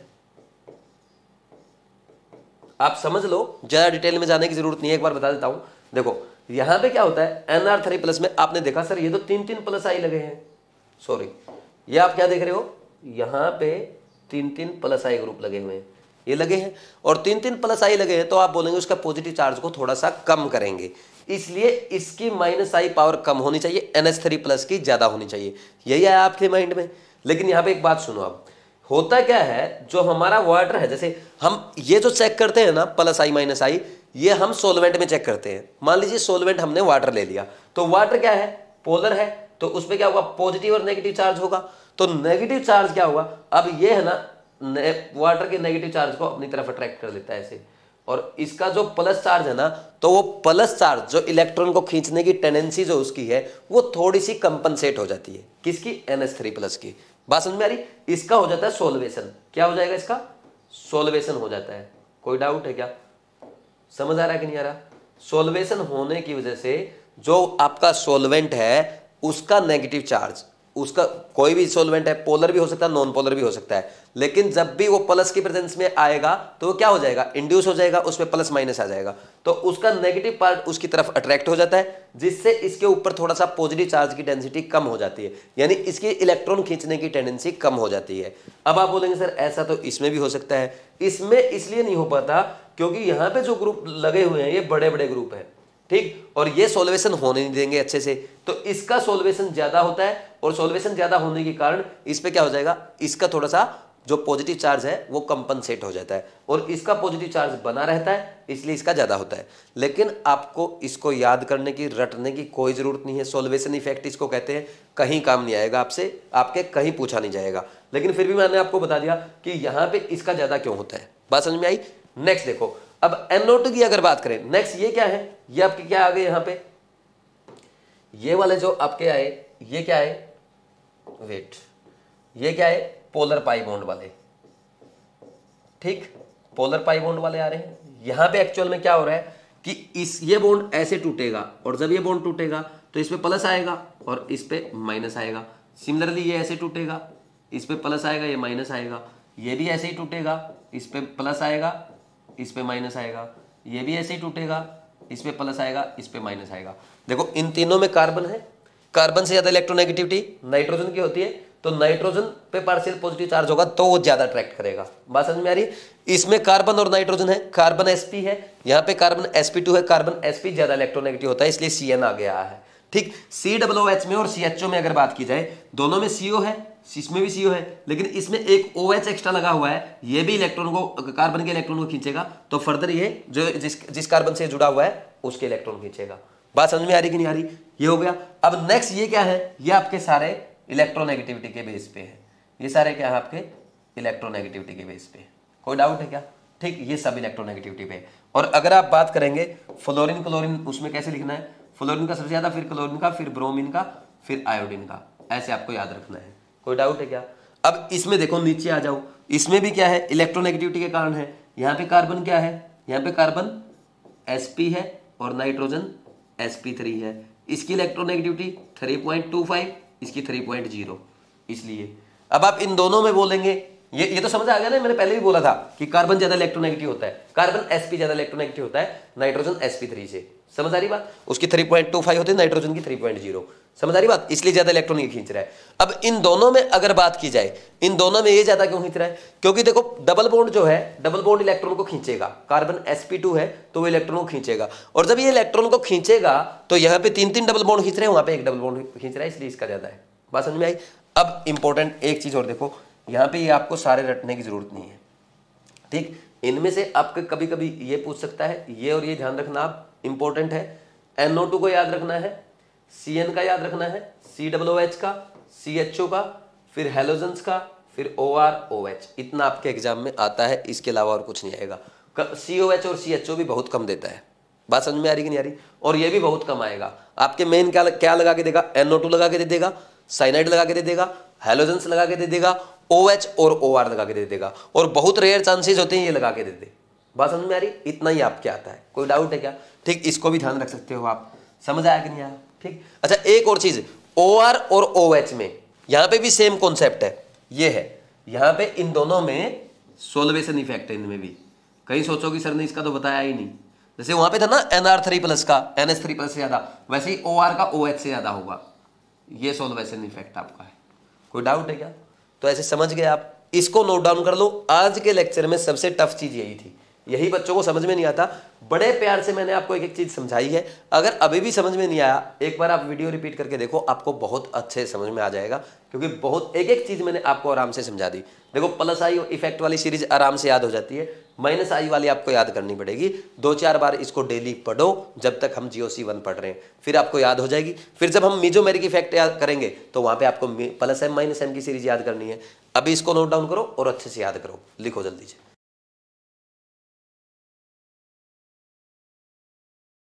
अब नेक्स्ट टॉपिक लिखो, एप्लीकेशन ऑफ इंडक्टिव इफेक्ट। यहां से क्वेश्चंस आते हैं, देखो हेडिंग डाल लो, application of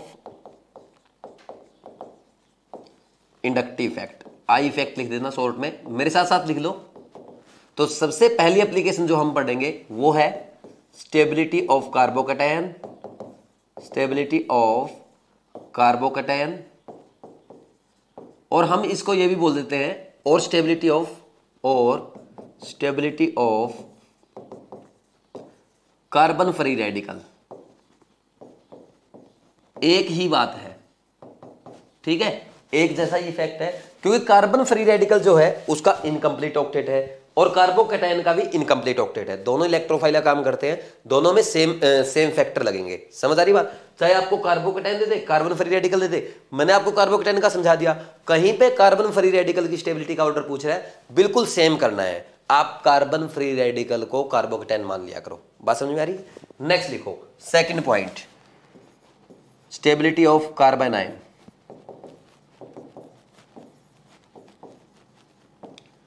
and third is acidic and basic strength, acidic and basic strength. ठीक, अब मैं आपको बता देता हूं, आज हम फर्स्ट 2 पॉइंट पढ़ेंगे, थर्ड पॉइंट कल करेंगे सेकंड लेक्चर में। तो अब स्टार्ट करते हैं हम फर्स्ट पॉइंट से, फर्स्ट एप्लीकेशन से। तो पहला हेडिंग डाल लो, स्टेबिलिटी ऑफ कार्बोकैटायन या कार्बन फ्री रेडिकल। अब शॉर्ट में लिखते चलना। ठीक, सबसे पहला पॉइंट इसमें देखो, स्टेप मतलब फैक्ट, हम क्या करें, रूल वन लिखो। रूल वन में क्या होता है भाई, जैसे जैसे कार्बोकेटायन की इलेक्ट्रोनेगेटिविटी बढ़ेगी उसकी स्टेबिलिटी घटेगी। बात समझ में आ रही? तो इसमें लिख लेना as electronegativity of carbocation increase stability of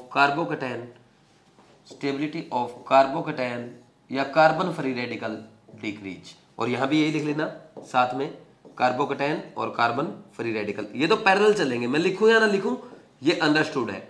as electronegativity of carbocation और carbon free radical increase stability of carbocation और कार्बन फ्री रेडिकल डिक्रीज। जैसे एग्जांपल मैंने दे दिया, यहां पे मान लीजिए मैंने आपको एग्जांपल दिया ये वाला,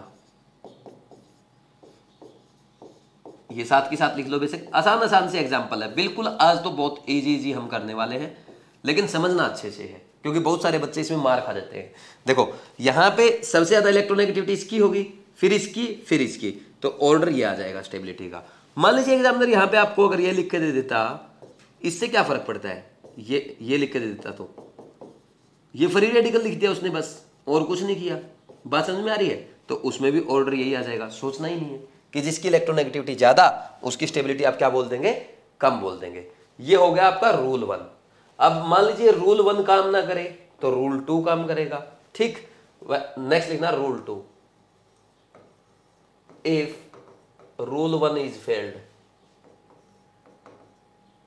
या ऐसा लिख लो, रूल वन फेल्ड की बजाय आप ऐसा लिख लो, इफ इलेक्ट्रोनेगेटिविटी इज सेम, ऐसा लिख लो, ये अच्छा लगेगा। If electronegativity is same then stability of carbocation या कार्बन फ्री रेडिकल इज क्या आएगी, 3 डिग्री की सबसे ज्यादा, फिर 2 डिग्री, फिर 1 डिग्री। बात समझ में आ रही कि नहीं आ रही? कोई डाउट है क्या? जैसे मैं आपको दिखा देता हूं, यहां पे मान लीजिए ये ऐसे बना के दे दे, यहां पे कार्बोकेटायन बना के दे दे कैसा 3 डिग्री, और यहां पे ये बना के दे दे तो आपको ये क्या है 2 डिग्री, और यहां पे ये कैसा है 1 डिग्री। तो सबसे ज्यादा स्टेबिलिटी इसमें किसकी होगी, इसको बोल के ऐसे बना लेना, ठीक। और इसमें सबसे ज्यादा स्टेबिलिटी इसकी होगी, फिर इसकी, फिर इसकी, क्योंकि ये 3 डिग्री है, ये 2 डिग्री है, और ये 1 डिग्री है। इसको थोड़ा सा मैं सही से बना देता हूँ, लास्ट वाले को 1 डिग्री वाले को, जैसे ये दे दिया आपको, ये 1 डिग्री कार्बन है। बात समझ में आ रही है? तो ये ऑर्डर आ जाएगा, कोई डाउट नहीं है। अब मान लीजिए रूल 1 भी फेल हो जाए और रूल 2 भी फेल हो जाए। If rule 3 when rule 1 and rule 2 is failed, तब हम क्या करेंगे, मान लीजिए इलेक्ट्रोनेगेटिविटी भी सेम हो जाए और वो सारे के सारे 1 डिग्री कार्बोकेटायन दे रखे हो या 2 डिग्री या 3 डिग्री दे रखे हो, तो तब हम क्या करेंगे, स्टेबिलिटी ऑफ कार्बोकेटायन और carbon free radical is directly proportional to plus I effect and inversely proportional to minus I effect. ये हमेशा याद रखना। कोई डाउट है क्या इसमें? हमेशा कार्बोकेटायन की स्टेबिलिटी या कार्बन फ्री रेडिकल की स्टेबिलिटी हमेशा इलेक्ट्रॉन डोनेटिंग ग्रुप के क्या होगी, इलेक्ट्रॉन डोनेटिंग ग्रुप के directly proportional and electron withdrawing group के इनवर्सली प्रोपोर्शनल होगी। ये भी आप साथ लिख सकते हो, ये हमेशा आपके काम आएगा। और इसको अब आप बॉक्स में बंद कर सकते हो, यहां से बहुत सारे क्वेश्चन आपके सॉल्व हो जाएंगे। ये बात समझ में आई? इससे भी ज्यादा इंपॉर्टेंट एक चीज और है, ये तो आप लगा देंगे, लेकिन एक मिस्टेक बच्चे करते हैं, उसको ढंग से लिख लेना। अब सब बोर्ड की तरफ देखेंगे, अगर यहां तक आपने साथ के साथ लिखा कोई बात नहीं, अब मेरी तरफ देखो, बोर्ड की तरफ देखो, मेरी तरफ नहीं। डीएनपी रूल, ठीक। डीएनपी रूल का मतलब क्या है, जब भी इंडक्टिव इफेक्ट चेक करोगे ना, इंडक्टिव इफेक्ट में प्रायोरिटी ऑर्डर क्या आएगा, ठीक, तो आएगा डी, फिर एन, फिर पी। पहले डिस्टेंस फैक्टर मैटर करता है, सबसे ज्यादा मैटर कौन करता है, डिस्टेंस। फिर उसके बाद नंबर ऑफ ग्रुप अटैच्ड, ठीक। और मान लीजिए वो भी सेम है, पहले मान लीजिए डिस्टेंस जिसका कम होगा उसका प्लस आई और माइनस आई दोनों ही इफेक्ट ज्यादा लगेंगे, ठीक। अगर मान लीजिए डिस्टेंस सेम हो जाए तो आपको ये देखना है एक ग्रुप लगा या 2 ग्रुप लगा, अगर ज्यादा ग्रुप लगे होंगे तो उनका इंडक्टिव इफेक्ट ज्यादा होगा, चाहे प्लस आई हो चाहे माइनस आई हो। फिर बात आती है नंबर भी अगर सेम हो जाए, डिस्टेंस भी सेम है, नंबर भी सेम है, तो तब हम बात करेंगे पावर की। ये समझे आप? यानी तब हमारे काम आएगी प्लस आई सीरीज और माइनस आई सीरीज। देखो बच्चे क्या करते हैं, प्लस आई माइनस आई सीरीज को रट लेते हैं, लेकिन वो सबसे लास्ट में लगानी है। सबसे पहले डिस्टेंस चेक करो, डिस्टेंस जिसका कम होगा उसका इंडक्टिव इफेक्ट ज्यादा होगा।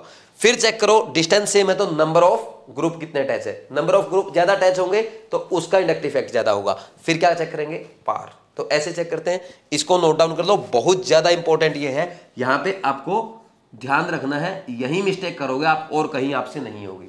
समझ आ रही बात? तो यहां पे लिख लेना बेशक, यहां पे हमें ध्यान रखना है, यहां पे मिस्टेक नहीं करनी है। तो क्वेश्चन में यहां पे मिस्टेक बच्चे बहुत ज्यादा करते हैं, और इंडक्टिव इफेक्ट से एग्जामिनर का पता नहीं क्या लगाव है, क्वेश्चन जरूर पूछता है, भले ही वो रेजोनेंस से अच्छे अच्छे क्वेश्चन ना पूछे, लेकिन इंडक्टिव इफेक्ट से क्वेश्चन पूछता है और इजी क्वेश्चन आते हैं।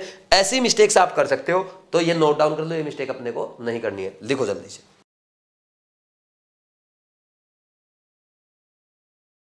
अब आपके सामने 3 क्वेश्चंस लिखे हुए हैं। अभी तक आपने जो भी पढ़ा है, चाहे आपने प्लस आई माइनस आई सीरीज पढ़ी हो, चाहे आपने अभी रूल्स पढ़े हो, तो वो सब कुछ आपका रिमाइंड हो जाएगा, सब कुछ आपको अच्छे से क्लियर हो जाएगा। एक बार आप ये तीनों क्वेश्चन नोट करो और इनको खुद ट्राई कर सकते हो। पहले वीडियो पॉज करके एक बार इनको नोट कर लो और ट्राई कर लो, या आप एक काम कर सकते हो, आप मेरे साथ साथ सॉल्व कर लो। जैसे मैं फर्स्ट क्वेश्चन करूंगा, मेरे साथ साथ मन ही मन ट्राई कर लेना, है ना, रफ कॉपी पे आंसर लिख लेना। मैच करे तो अच्छी बात है, नहीं तो क्या मिस्टेक हुआ है वो देखना है, और फिर बाद में सारे एक साथ नोट कर लेना। चलो स्टार्ट करते हैं, अगर मेरे साथ करना तो करो। देखो जैसे फर्स्ट क्वेश्चन है, arrange following in increasing order of stability. Carbocation देखें, कार्बोकेटाइन की स्टेबिलिटी बतानी है। इसमें क्या करेंगे, जैसे देखो यहाँ पे क्या होगा भाई, ये क्या है, इसके क्या लगा है, ये देखो ये ग्रुप सब में कॉमन है, ये वाली लाइन कॉमन है, ठीक, ये वाली लाइन कॉमन है। तो यहाँ पे क्या लगा, प्लस आई ग्रुप लगा, यहाँ भी प्लस आई ग्रुप लगा, यहाँ पे कुछ नहीं लगा हुआ, मतलब ये तो सभी में कॉमन है, और यहाँ पे ये O माइनस लगा हुआ है, तो सारे ही प्लस आई लगे हैं। तो इसमें देखो सबसे ज्यादा प्लस आई पावर किसकी होगी, फोर्थ वाले की होगी। और हमेशा ध्यान रखना, आप यही मिस्टेक करोगे, पेपर में जाने के बाद बच्चा O माइनस को भूल जाता है, बस ये देखता है इलेक्ट्रोनेगेटिव आइटम है तो माइनस आई इफेक्ट होगा। तो ये मिस्टेक आपको नहीं करनी है, ठीक। तो फोर्थ वाले की सबसे ज्यादा होगी, फिर ठीक माइनस प्लस आई उसकी ज्यादा होती है। ध्यान रखना, यहाँ पे लिख लेना, ये मिस्टेक नहीं करनी। हो सकता है आपने जब ट्राई किया हो कही होगी कि इसका माइनस आई मान लिया होगा, ठीक, कि O माइनस को, एनायन को हमेशा प्लस आई मानना है, चाहे आपको कुछ भी दे रखा है। जैसे फॉर एग्जाम्पल मान लीजिए मैं एक काम करूं, यहां पे आपके लिए इसके पास एक और लिख देता हूं। जैसे मान लीजिए ये लिख दिया मैंने, ये प्लस है, और ये ऑप्शन और लिख लो बेशक आप, CH2 माइनस। तो इससे भी ज्यादा ये वाला एनायन स्टेबल होगा, ठीक, क्यों, क्योंकि CH2 का जो एनायन है उसकी प्लस आई पावर और भी ज्यादा होती है, ठीक। अब इन तीनों में प्लस आई इफेक्ट किसका ज्यादा होगा, इसका, ये आइसोप्रोपाइल ग्रुप जो लगा है, सेकंड वाले का, फिर फर्स्ट वाले का, और फिर थर्ड वाला सबसे कम स्टेबल होगा। इसमें कोई डाउट है क्या, समझ आ रही बात, ठीक। अब नेक्स्ट वाले क्वेश्चन में देखो, इस क्वेश्चन में सारे जो लगे हुए हैं, क्या लगे हुए हैं आप देखो, सारे माइनस आई ग्रुप लगे, Cl लगा, Cn लगा, क्लोरीन क्लोरीन लगा, NO2 लगा, Cl लगा। अब ये आपके कॉन्सेप्ट क्लियर करेगा, कैसे क्लियर करेगा, देखो सबसे पहले हमें क्या चेक करना होता है, डिस्टेंस। तो डिस्टेंस की अगर बात की जाए तो डिस्टेंस डिपेंडेंट देखेंगे। देखो माइनस आई क्या करेगा, डिस्टेबलाइज करेगा। जो ज्यादा पास में होगा, कार्बोकेटाइन के ज्यादा पास में होगा, वो सबसे ज्यादा इलेक्ट्रॉन खींचेगा, सबसे ज्यादा डिस्टेबलाइज करेगा, कौन, माइनस आई। तो यहाँ पे ये 1 2 3 कार्बन पे लगा, यहाँ पे 1 2 3 कार्बन, या 1 2 3 4th पे लगा, इसमें 1 2 3 3 पे लगा, 1 2 3 पे लगा, 1 2 3 पे लगा। तो जो सबसे दूर लगा है वो सबसे कम इलेक्ट्रॉन खींचेगा, और इलेक्ट्रॉन अगर कार्बोकेटाइन के कम खींचोगे वो ज्यादा स्टेबल रहेगा। तो माइनस आई हमेशा डिस्टेबलाइज करता है, ये बात ध्यान रखना। कार्बोकेटाइन के और इलेक्ट्रॉन खींचोगे तो यार उस पर पहले ही कम है, और खींच रहे हो, उसको डिस्टेबलाइज कर रहे हो आप, ठीक। और इस केस में ये माइनस आई सारे खींच रहे, सबसे कम ये खींचेगा क्योंकि ये सबसे दूर लगा हुआ है, इसका माइनस आई सबसे कम लगेगा, सबसे कम लगेगा तो सबसे ज्यादा स्टेबल इसका कैटायन, ये कैटायन होगा। अब इसके बाद इनमें अगर बात की जाए, सबका डिस्टेंस सेम है। डिस्टेंस के बाद हम नंबर देखते हैं, कभी भी पावर नहीं देखते, सबसे पहले डिस्टेंस फिर नंबर। नंबर देखा, यहां पे 2 ग्रुप लगे हुए हैं और इस पे भी 2 ग्रुप लगे हुए हैं, समझ आ रही बात। तो नंबर हो गया सेम। अब पावर चेक करो इन दोनों की, ये तो पता है इन दोनों का माइनस आई ज्यादा लगेगा, है ना, थर्ड और फोर्थ में माइनस आई बहुत ज्यादा लग रहा है, इसलिए बहुत ज्यादा डिस्टेबलाइज करेगा। यानी अब देखा जाए थर्ड और फिफ्थ से ज्यादा स्टेबल कौन होंगे, फर्स्ट एंड फोर्थ ज्यादा स्टेबल होगा। फर्स्ट और फोर्थ में आपने क्या देखा, नंबर सेम है, यहां भी 1 लगा, यहां भी 1 लगा। अब इन दोनों में अपने को क्या देखना, 1 लगा है तो जिसकी पावर ज्यादा है वो ज्यादा इलेक्ट्रॉन खींचेगा, NO2 की पावर ज्यादा है, ज्यादा खींचेगा, इसलिए ज्यादा डिस्टेबलाइज करेगा। ये वाला कम स्टेबल होगा, फर्स्ट वाला ज्यादा स्टेबल होगा। और इन दोनों में इन दोनों में हमने क्या देखा था, ये ज्यादा इलेक्ट्रॉन खींचेंगे, इन दोनों में ज्यादा कौन खींचेगा, डिस्टेंस सेम है, नंबर दोनों का सेम है, पावर पे चेक करो, यहाँ पे फ्लोरीन क्लोरीन, वहां पे क्लोरीन क्लोरीन, तो वहां पे तो क्लोरीन क्लोरीन दोनों, यहाँ पे क्लोरीन फ्लोरीन, तो यहाँ पे ज्यादा पावर है, ये ज्यादा खींचेगा, ज्यादा डिस्टेबलाइज करेगा, थर्ड वाला सबसे कम स्टेबल होगा। ये ऑर्डर ऐसे आएंगे, ध्यान रखना आपको, ठीक। अब नेक्स्ट वाला क्वेश्चन जो है, ये आपकी जितनी भी आपने प्लस आई माइनस आई सीखा है वो सारे क्लियर कर देगा। देखो इसने आपको रूल समझाए, डीएनपी रूल अच्छे से क्लियर करवा दिया, और ये आपके प्लस आई माइनस आई सीरीज को रिमाइंड करवाएगा। कैसे करते हैं देखो, जैसे ये लगे हुए हैं ग्रुप, सब में डिस्टेंस सेम है, चेक कर लो आप, बेशक सब में थर्ड कार्बन पे लगा हुआ है, ठीक। ये क्या है, माइनस आई प्लस आई, यहां पे प्लस आई है, ठीक। ये क्या है, माइनस आई माइनस आई माइनस आई माइनस आई, ये भी प्लस आई है, तो प्लस आई वाले सबसे ज्यादा स्टेबल होंगे, ये माइनस आई, तो प्लस आई वाले दोनों थर्ड और एट्थ, और इसमें ज्यादा स्टेबल कौन होगा, आपको साफ साफ दिख रहा है कि एट्थ वाला ज्यादा स्टेबल होगा क्योंकि एनआईएन है, ठीक। अब देखो, अब आपको ये देखनी है जिसकी माइनस आई पावर सबसे ज्यादा होगी वो सबसे ज्यादा डिस्टेबलाइज करेगा, तो सबसे ज्यादा किसकी है, NH3 प्लस की है, तो सबसे कम स्टेबल वो होगा। फिर उसके बाद NO2 की, ये ज्यादा स्टेबल होगा इससे, फिर थर्ड नंबर पे ये आएगा CN, ठीक। अब इसमें आप है ना सीधा ये देख लो, सबसे कम माइनस आई पावर किसकी है, तो सबसे कम में कौन आएगा, ClOr, Cl से कम OR OH की है, और इससे भी कम इनकी है, कार्बन sp और नाइट्रोजन वाले की। तो कार्बन sp और नाइट्रोजन में अगर बात की जाए तो आपको पता नाइट्रोजन वाले की पावर थोड़ी सी कम होती है, इसलिए ये वाला ज्यादा स्टेबल हो जाएगा, नाइट्रोजन वाला, ठीक। और नाइन्थ वाला कम स्टेबल होगा क्योंकि कार्बन sp ज्यादा खींचता है। बात समझ में आ गई। इसके बाद देखो, हेलोजन की ज्यादा होती है, ऑक्सीजन की कम होती है, फिर साइनाइड और NH3 प्लस NO2 ये तो सबसे ज्यादा आते हैं। तो इन दोनों में ज्यादा किसकी है, OR की है, OH की थोड़ी सी कम होती है, तो यहाँ पे हम क्या करेंगे, तो क्या बोलोगे, OH ज्यादा खींचे, OH कम खींचेगा, इसलिए इसका थोड़ा ज्यादा स्टेबल होगा, और OR का थोड़ा कम स्टेबल होगा। अब इन तीनों में सबसे ज्यादा कौन खींचेगा, NH3 प्लस खींचेगा, सबसे लास्ट में आएगा। फिर कौन ज्यादा खींच रहा है, NO2 खींचेगा, तो ये इससे आगे आएगा। फिर उससे थोड़ा कम कौन खींच रहा है, साइनाइड, ये इससे आगे आ जाएगा, और इन सबसे कम खींच रहा है क्लोरीन, तो इसके नंबर 1 पे आ जाएगा। तो ऐसे ऑर्डर आपको डिसाइड करना है। तो ये सब कुछ मैंने आपको सिखा दिया। आपने जो मिस्टेक की है वो नोट डाउन करो कि क्यों मिस्टेक की है, उसका एनालिसिस करो। फिर आगे कुछ क्वेश्चंस और मैं आपको दे रहा हूं जिससे आपका और कॉन्सेप्ट क्लियर हो जाएगा। एक बार इसको नोट कर लो।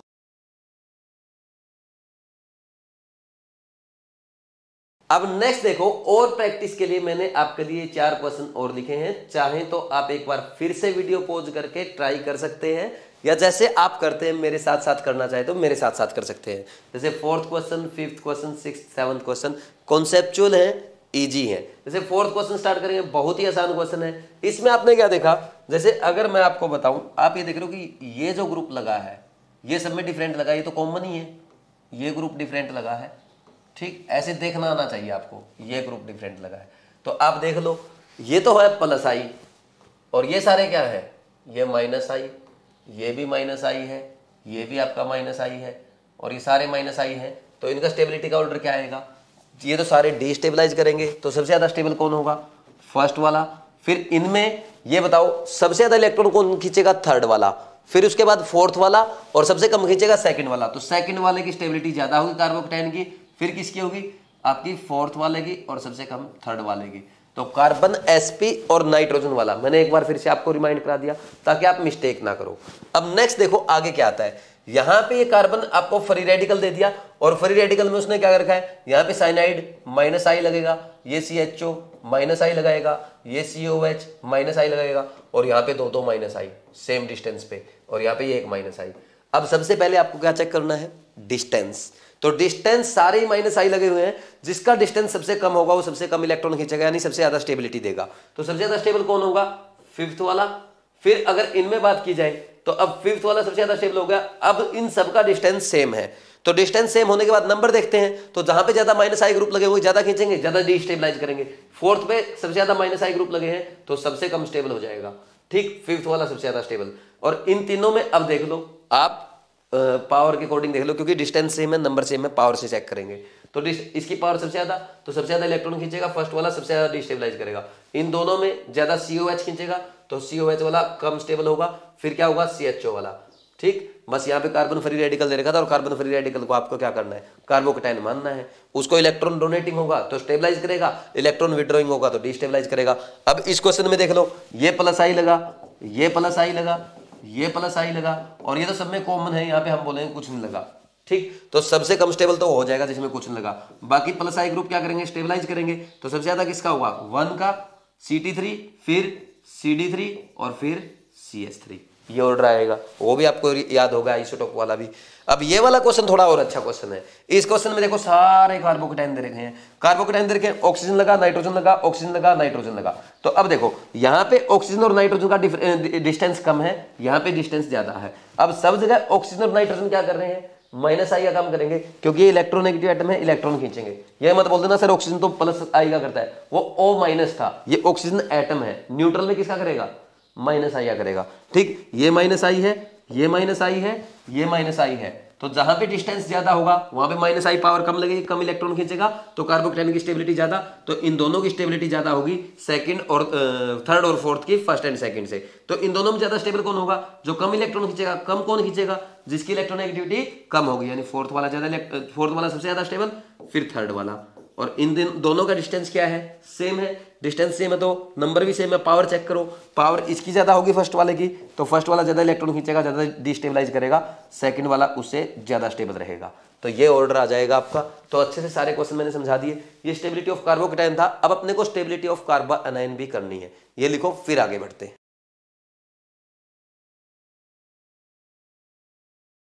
अब लिखो second application, stability of anion. Second application हमारी क्या है, स्टेबिलिटी ऑफ एनायन। बिल्कुल सेम ही करना है, जैसे उसमें हमने पहले रूल्स लिखे फिर क्वेश्चन प्रैक्टिस किए, इसमें भी वैसा ही करेंगे। तो लिख लो साथ के साथ स्टेबिलिटी ऑफ एनायन। ये छोटी छोटी चीजें साथ के साथ लिख लिया करो। अब इसमें क्या लिखना है, रूल्स लिखने हैं, जो कि बहुत आसान है। तो फर्स्ट रूल क्या है, as electronegativity increase stability of anion increase. पहला रूल तो ये है। जैसे अगर हम बात करें, मान लीजिए कार्बन आयन दे रखे आपने को, CH3 CH2 माइनस ये दे दिया, दूसरा CH2 double bond CH minus दे दिया, और तीसरा क्या दे दिया, CH triple bond C minus दे दिया। तो इसमें सबसे ज्यादा स्टेबिलिटी किसकी होगी, आपको दिख रहा है, सबसे ज्यादा इलेक्ट्रोनेगेटिविटी उसकी है, तो उसी की स्टेबिलिटी ज्यादा होगी, फिर इसकी फ्री ऑर्डर आ जाएगा। ठीक, रूल 2, मान लीजिए रूल 1 फेल हो जाए, या बोल दो if electronegativity is same then stability of anion क्या होगा, 1 डिग्री की सबसे ज्यादा होगी, फिर 2 डिग्री की और 3 डिग्री की सबसे कम होगी। क्यों, देखो होता क्या है यहाँ पे, अभी बताता हूं। जैसे मान लीजिए आपको ये एनायन दे दिया एक तो, और दूसरा एनायन जो है वो ये दिया गया आपको, और तीसरा एनायन आपको ये दिया गया। तो ये 3 डिग्री एनायन है, ये 2 डिग्री एनायन है, ये 1 डिग्री एनायन है। अब यार देखो इसके और भी प्लस आई ग्रुप लगे हुए हैं, यहाँ पे इसके 2 प्लस आई ग्रुप लगे, इसके 3 प्लस आई ग्रुप लगे हैं, इसके 1 प्लस आई ग्रुप लगा है। एनायन के पास पहले ही इलेक्ट्रॉन है और आप उसको और इलेक्ट्रॉन दिए जा रहे हो। तो मैंने क्या कहा था, एनायन को इलेक्ट्रॉन नहीं देना। देखो क्या करना है, कैटायन कहीं पे है, कैटायन को इलेक्ट्रॉन दो, और कहीं पे एनायन है उसके इलेक्ट्रॉन खींच लो, वो स्टेबल हो जाएगा। दोबारा सुनो, कहीं पे कैटायन है, कहीं पे इलेक्ट्रॉन डेफिशिएंट सेंटर है, उसको जितना इलेक्ट्रॉन देंगे, जितना इलेक्ट्रॉन डोनेटिंग ग्रुप जुड़े होंगे, उतनी स्टेबिलिटी इंक्रीज होगी। और कहीं पे अगर एनायन है, उसके जितने इलेक्ट्रॉन्स निकालेंगे, उसके जितने इलेक्ट्रॉन विड्रॉइंग ग्रुप लगे होंगे, उसकी स्टेबिलिटी उतनी ही ज्यादा बढ़ती जाएगी। समझ आ रही बात, कैटायन को इलेक्ट्रॉन दे दो, एनायन के इलेक्ट्रॉन खींच लो। तो इसमें आपने देखा 3 ग्रुप लगे देने वाले, यानी इसको और डिस्टेबलाइज करेंगे, देना नहीं है, इसके तो निकालने हैं। तो सबसे कम स्टेबल ये, फिर सबसे ज्यादा ये हो जाएगा। ठीक, रूल 2 था ये आपका। नेक्स्ट क्या आ गया, rule 3, if rule 1 and 2 fail then आपको पता है stability of anion is directly proportional to electron withdrawing group and inversely proportional to donating group. यानी आप बोल सकते हो माइनस आई के डायरेक्टली प्रोपोर्शनल और प्लस आई के इनवर्सली प्रोपोर्शनल। हमेशा यही याद रखो कि कैटायन को इलेक्ट्रॉन देने हैं स्टेबल करने के लिए, और एनायन के इलेक्ट्रॉन विड्रॉ करने हैं। समझ आ रही बात। और वो जो अपना मेन रूल है प्रायोरिटी ऑर्डर DNP रूल, ये हमेशा आपको याद रखना है। ठीक, priority order for I effect, आप ये लिखो। ठीक, सेम है, कुछ ज्यादा डिफरेंस नहीं है।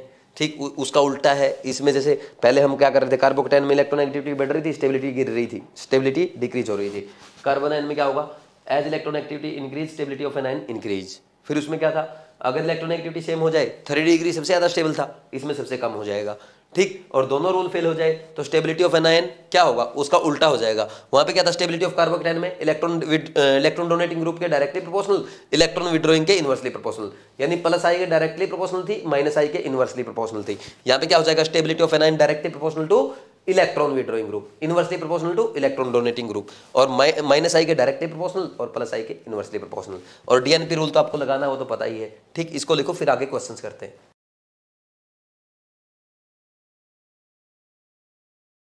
अब देखो यहां पे आपके 3 क्वेश्चंस लिखे हुए हैं। अगर आपने 3 क्वेश्चन अच्छे से कर लिए, आपके सारे रूल्स रिमाइंड हो जाएंगे, इसके साथ साथ आपकी प्लस आई माइनस आई सीरीज भी रिमाइंड हो जाएगी। अगर आप चाहें तो एक बार इसको वीडियो को पॉज करके इसको नोट डाउन कर ले, और नोट डाउन करके एक बार खुद से ट्राई करें, या आप सीधा क्या कर सकते हैं, सीधे इनके आंसर लिख लो एक बार रफ कॉपी पे, वीडियो पॉज करके सीधे आंसर लिख लो। या आप एक काम कर सकते हैं, आप मेरे साथ साथ करने की कोशिश करो, जैसा आपको अच्छा लगता है वो करना है, लेकिन डायरेक्ट आपको सॉल्यूशंस कभी भी नहीं देखने हैं, एक बार कोशिश जरूर करनी है। तो करें स्टार्ट। तो सबसे पहला क्वेश्चन कर रहे हैं, एनायन दिए गए हैं, तो एनायन को कौन स्टेबलाइज करता है। पहले हम इलेक्ट्रोनेगेटिविटी देखते हैं, तो सबकी इलेक्ट्रोनेगेटिविटी सेम है। फिर हम ये देखते हैं सब जगह 1 डिग्री एनायन दिया गया है, वो भी ठीक है। अब क्या करेंगे, अब एनायन को कौन स्टेबलाइज करेगा, इलेक्ट्रॉन विड्रॉइंग ग्रुप तो स्टेबलाइज करेगा, और इलेक्ट्रॉन डोनेटिंग ग्रुप डिस्टेबलाइज करेगा, यानी माइनस आई स्टेबलाइज करेगा, प्लस आई डिस्टेबलाइज करेगा। तो इसमें देखो यहां पे आपने क्या देखा है, ये सारे एनायन, यहां पे क्या लगा, प्लस आई लगा हुआ है, इसके ये भी प्लस आई है, ये भी प्लस आई है, ये भी प्लस आई है, माइनस है ना एनायन, ये भी प्लस आई, सारे प्लस आई है, डिस्टेबलाइज करेंगे। तो जो सबसे स्ट्रॉन्ग प्लस आई है वो सबसे ज्यादा डिस्टेबलाइज करेगा। एनायन स्ट्रॉन्ग, एनायन आपके सबसे अच्छे प्लस आई होते हैं, ये दोनों सबसे ज्यादा डिस्टेबलाइज करेंगे, और इन दोनों में भी फिफ्थ वाला सबसे ज्यादा डिस्टेबलाइज करेगा, फिफ्थ सबसे कम स्टेबल होगा, फिर फोर्थ, और इन तीनों में प्लस आई पावर इसकी सबसे ज्यादा है, इसलिए ये सबसे कम स्टेबल रहेगा, फिर ये प्लस आई डिस्टेबलाइज करेगा, और इसकी प्लस आई सबसे कम होगी, तो ये सबसे ज्यादा स्टेबल रहेगा। बात समझ में आ गई। ये हो गया एक क्वेश्चन आपका, प्लस आई सीरीज आपको रिमाइंड हो गई। बात समझ में आ रही।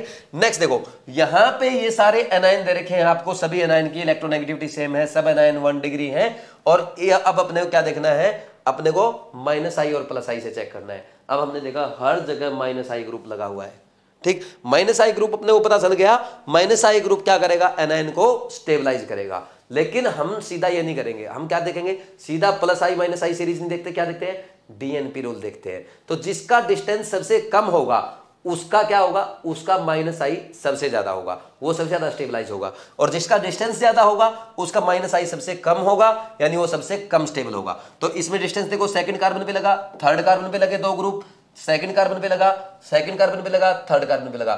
जो थर्ड कार्बन वाले हैं तो उनपे चाहे कितना भी स्ट्रॉन्ग ग्रुप लगा हो तो उनकी माइनस आई पावर कम रहेगी, वो कम स्टेबलाइज करेंगे, यानी सेकंड और फिफ्थ दोनों कम स्टेबलाइज करेंगे। अब सेकंड और फिफ्थ में कंपटीशन है, ज्यादा स्टेबल कौन होगा, या डिस्टेंस के बाद हम नंबर देखते हैं, यहां पे 2 लगे हैं, वहां पे 1 लगा हुआ है, तो ज्यादा स्टेबलाइज कौन करेगा, 2 वाला करेगा, तो सेकंड नंबर वाला ज्यादा स्टेबल, फिर फिफ्थ वाला, ठीक। अब देखो 1 3 4 में तीनों के डिस्टेंस सेम है, नंबर चेक करेंगे। अब नंबर चेक किया जाए, इसका नंबर 1 है, यहां पे 2 ग्रुप लगे, ये 2 ग्रुप लगे, यानी ज्यादा माइनस आई पावर लगाएंगे, तो इसलिए ज्यादा स्टेबलाइज करेंगे, और ये कम कर पाएगा, इसलिए 1 इनसे कम स्टेबल रहेगा। अब थर्ड और फोर्थ में दो डिस्टेंस सेम है, नंबर सेम है, दो माइनस आई ग्रुप लगे हैं।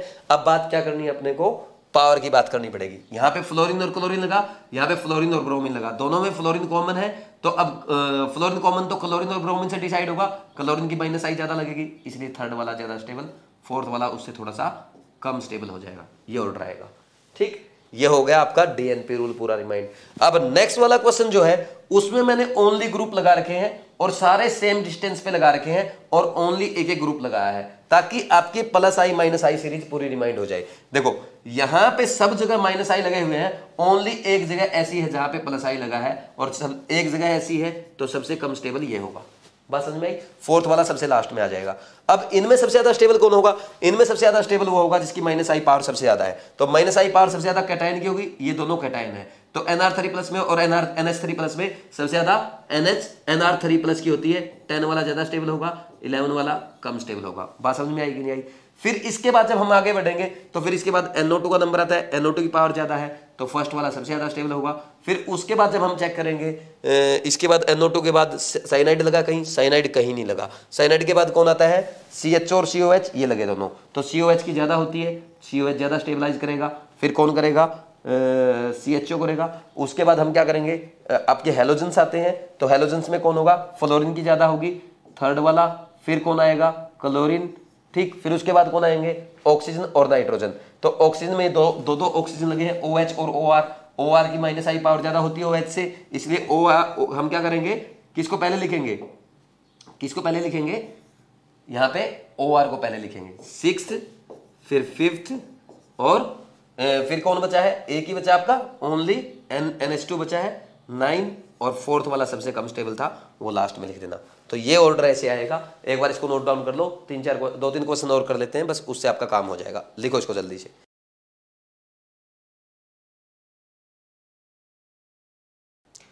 अब अपने को ये लास्ट 4 क्वेश्चन और करने हैं, ताकि अपना एक एक कॉन्सेप्ट क्लियर हो जाए। ये क्वेश्चन करते ही आपको समझ में आ जाएगा कि आज आपने क्या क्या सीखा है। आप एक काम करो, एक बार खुद से ट्राई करो, वीडियो पॉज करके चारों क्वेश्चन के आंसर फाइंड आउट करने की कोशिश करो, या तो ऐसे कर सकते हो, या आप एक काम करो, मेरे साथ साथ आपको करने हैं। जैसे फर्स्ट क्वेश्चन में क्या सीखा हमने, देखो फर्स्ट क्वेश्चन में क्या दिया गया, एनायन की स्टेबिलिटी चेक करनी है। सारे एनायन क्या है, कार्बन के ही एनायन है, सारे क्या है, आपके sp3 कार्बन के एनायन है, यानी सबकी इलेक्ट्रोनेगेटिविटी सेम है, ठीक। उसके बाद हम क्या देखते हैं, सारे ही सेकेंडरी एनायन है, 2 डिग्री कार्बन पे एनायन बना हुआ है। अब हम क्या चेक करेंगे, अब जो एनायन, जिस एनायन में इलेक्ट्रॉन विड्रॉइंग ग्रुप लगा होगा उसकी स्टेबिलिटी ज्यादा होगी, यानी -I। तो हमने देखा, देखो -I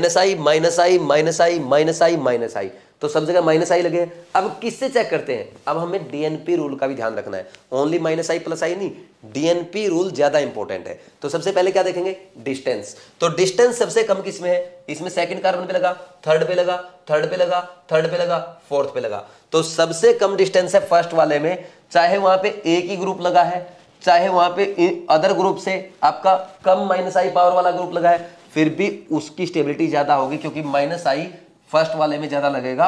इसलिए मैं क्या कहूंगा, आपकी यहाँ पे Cl जो लगा है सेकंड कार्बन पे, वो सबसे ज्यादा स्टेबलाइज करेगा।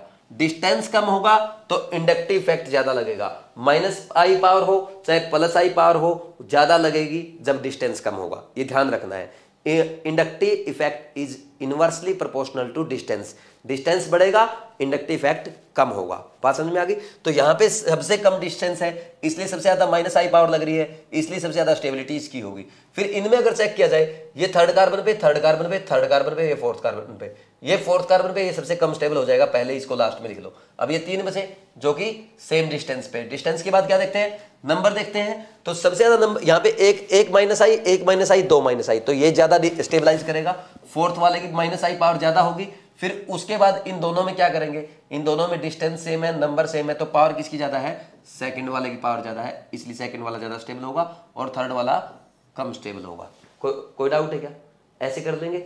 अब नेक्स्ट जो अपने को करना है, यहाँ पे 5th क्वेश्चन में सभी आपको कार्बन के ही एनायन दिए गए हैं, सब जगह sp3 कार्बन है, एनायन जो है क्या है, sp3 है, और सेकेंडरी कार्बन पे एनायन बन रहा है, तो ये तो हो गया सब सेम।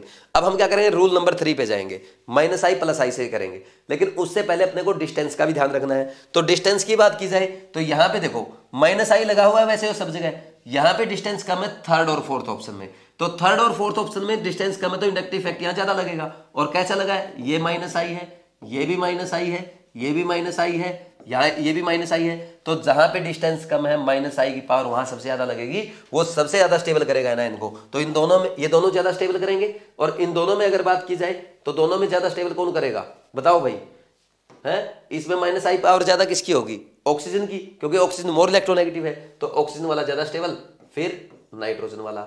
अब इन दोनों में बात की जाए तो इनका डिस्टेंस कम है, ये दोनों बाद में आएंगे, और इनमें ज्यादा कौन स्टेबलाइज करेगा, ऑक्सीजन ज्यादा इलेक्ट्रोनेगेटिव एटम है, तो ऑक्सीजन ज्यादा स्टेबलाइज करेगा, 1 और 2, ये ऑर्डर आ जाएगा आपका। ठीक, ये लिख लेना आपको, इसको नोट करो, फिर नेक्स्ट क्वेश्चन पे हम आगे बढ़ते हैं। अब ये वाला क्वेश्चन देखना, ये वाला क्वेश्चन जैसे है, इसमें सारे एनायन ऑक्सीजन एटम के दे रखे हैं, ठीक, सारे ही ऑक्सीजन के हैं, कोई दिक्कत नहीं होनी चाहिए। अपने को तो एनायन की स्टेबिलिटी से मतलब है, चाहे वो कार्बन का हो चाहे ऑक्सीजन का हो। तो आपने क्या देखा, ऑक्सीजन के एनायन है, तो सबकी क्या होगा, सबकी इलेक्ट्रोनेगेटिविटी सेम होगी। अब हम किससे करेंगे, थर्ड रूल से करेंगे। तो थर्ड रूल में यहाँ पे -I लगा, यहाँ पे माइनस आई लगा और यहाँ पे कुछ नहीं लगा, ये तो प्लस आई का काम करेगा, यहाँ पे ये माइनस आई लगा, ये माइनस आई लगा। तो सबसे कम स्टेबल तो कौन होगा, जहां पे प्लस आई है, इसमें कोई डाउट नहीं होना चाहिए। अब माइनस आई को चेक करना है, माइनस आई सारे प्लस आई वाले से ज्यादा स्टेबल होंगे, ठीक। तो अब अपने को क्या चेक करना है, डीएनपी रूल। तो डीएनपी रूल के अकॉर्डिंग डिस्टेंस सबसे कम फर्स्ट वाले में और सेकंड वाले में, सेकंड कार्बन पे लगा हुआ है, इसमें थर्ड कार्बन पे, इसमें भी थर्ड कार्बन पे, यानी फर्स्ट और सेकंड ज्यादा स्टेबल होगा। फर्स्ट और सेकंड में कौन ज्यादा स्टेबल होगा, फिर नंबर देखेंगे डिस्टेंस के बाद, यहाँ पे एक माइनस आई, यहाँ भी एक माइनस आई लगा है, तो ज्यादा माइनस आई पावर, फिर डिस्टेंस के बाद नंबर सेम हो जाए तो पावर पे जाते हैं। पावर ज्यादा किसकी है, क्लोरीन की, तो क्लोरीन ज्यादा स्टेबलाइज करेगा, क्लोरीन फिर ब्रोमीन। अब इन दोनों में देख लो, ये दोनों का डिस्टेंस ज्यादा तो कम स्टेबल होंगे, तो कम स्टेबल होंगे तो इनमें अब डिस्टेंस सेम हो गया दोनों का। अब देखो पावर, अब क्या करेंगे, नंबर दोनों का एक एक ग्रुप लगा है माइनस आई, ठीक। फिर पावर चेक करो, पावर किसकी ज्यादा है, NO2 की, तो NO2 वाला ज्यादा स्टेबल होगा, फोर्थ वाला और फिफ्थ वाला उससे कम स्टेबल होगा क्योंकि उसकी पावर कम है। डिस्टेंस नंबर सेम होने के बाद सबसे लास्ट में पावर चेक करते हैं। आप मिस्टेक पता क्या करोगे, आप पावर पहले चेक करोगे, हमेशा ध्यान रखना। और मैंने हर क्वेश्चन में आपको बार बार ये मिस्टेक कराने की कोशिश की है, हो सकता है आपने की भी होगी लेकिन आपको आगे नहीं करनी। आप आज के लेक्चर में ये बात लिख लो कि डीएनपी रूल इंडक्टिव इफेक्ट का क्वेश्चन सॉल्व करते टाइम हमेशा ही याद रखना है। बात समझ में आई? नेक्स्ट आगे बढ़ते हैं। ये 7th क्वेश्चन है, CH3 CH2 माइनस, ये देखें यहाँ पे कार्बन का एनायन, कार्बन का एनायन, कार्बन का एनायन, नाइट्रोजन का एनायन, ऑक्सीजन का एनायन। तो सबसे पहले जिसकी इलेक्ट्रोनेगेटिविटी ज्यादा वो ज्यादा स्टेबल होगा, तो फिफ्थ वाला सबसे ज्यादा स्टेबल होगा क्योंकि ऑक्सीजन मोर इलेक्ट्रोनेगेटिव होता है। अब यहाँ पे कार्बन sp है और ये नाइट्रोजन क्या है, sp3, तो इन दोनों में इलेक्ट्रोनेगेटिविटी किसकी ज्यादा है, कार्बन sp की, तो ये वाला ज्यादा स्टेबल। फिर फोर्थ वाला, ये मिस्टेक आपने जरूर की होगी यहाँ पे, इसलिए मैंने क्वेश्चन आपको दिया था। अब इन दोनों में क्या करोगे, ये sp, ये sp2 है, ये sp3 है, तो sp2 की इलेक्ट्रोनेगेटिविटी ज्यादा, वो ज्यादा स्टेबल, फर्स्ट वाला सबसे कम स्टेबल। हो गए सारे क्वेश्चन आपके। तो मैंने इंडक्टिव इफेक्ट पे आपको खूब क्वेश्चन प्रैक्टिस करा दी, सारे रूल आपको रिवाइज हो गए। प्लस आई माइनस आई सीरीज कम से कम मैंने आपको 2 बार रिवाइज करा दी। मेरे ख्याल में अब आपको कहीं डाउट नहीं होगा। तो ये था आपका GOC1 का फर्स्ट लेक्चर, जो कि आपको अच्छे से पढ़ लेना है, अच्छे से इसकी क्वेश्चन प्रैक्टिस करनी है। जैसा मैं समझाता हूं, जैसे मैं बताता हूं, कोशिश करना है वैसे ही सीखना है। देखो ऑर्गेनिक को अगर जैसा मैं सिखाऊंगा वैसा सीखोगे तो ऑर्गेनिक में मास्टर बनोगे, और ऑर्गेनिक को अपने अकॉर्डिंग चलाने की कोशिश करोगे, उससे प्रॉब्लम ये आएगी कि आपको लगेगा कि आपको आता है सब कुछ, लेकिन पेपर में नेगेटिव हो जाएंगे। तो स्टेप वाइज देखो मैं चेक, अच्छा यार मेरा गला दुखने लग गया बार बार बोल के, इतना तेज बोल रहा हूँ, लगातार बोल रहा हूँ कि यार इसमें पहले देखो कार्बन, सारे कार्बन के एनायन है, सबकी इलेक्ट्रोनेगेटिविटी सेम है, सारे सेकेंडरी एनायन है, फिर आप तीसरे रूल पे जाते हो, फिर डीएनपी रूल पे जाते हो। मैं तो सीधा 1 मिनट में समझा सकता हूं आपको समझ में भी आ जाएगा, लेकिन बार बार यहां पे आके फिर से मैंने वो चीज रिमाइंड की। क्यों कर रहा हूं मैं, क्योंकि आपकी हैबिट में ऐसा आना चाहिए, भले ही हमारा टाइम एक्स्ट्रा लग जाए। देखो अगर किसी एक चैप्टर के साथ हमारा 30 मिनट 1 आवर 1.5 घंटा एक्स्ट्रा लग भी जाता है तो उससे फर्क नहीं पड़ेगा, लेकिन कॉन्सेप्ट वीक रह गया ना तो बहुत ज्यादा फर्क पड़ जाएगा, फिर से ड्रॉप करना पड़ जाएगा। तो प्लीज इसलिए एक एक चीज को अच्छे से करते चलो। अभी टाइम दो, जब पढ़ रहे हो ना अभी अच्छे से टाइम दो, अच्छे से रिमाइंड करो चीजों को, छोड़ो मत किसी भी चीज को। और जो प्रॉब्लम आती है वो मेरे साथ डिस्कस करना है, लेकिन एक एक चीज को अच्छे से करके जाना है। कोई चीज समझ में नहीं आई उसकी वीडियो फिर उस टॉपिक को दूसरी बार देखो, तीसरी बार देखो, अपने आप समझ में आ जाएगी। समझ आ रहा है? लेकिन क्वेश्चन प्रैक्टिस मस्ट है, करोगे तभी आगे बढ़ोगे। तो लगे रहो, मेहनत करते रहो, आगे बढ़ते रहो। Thank you.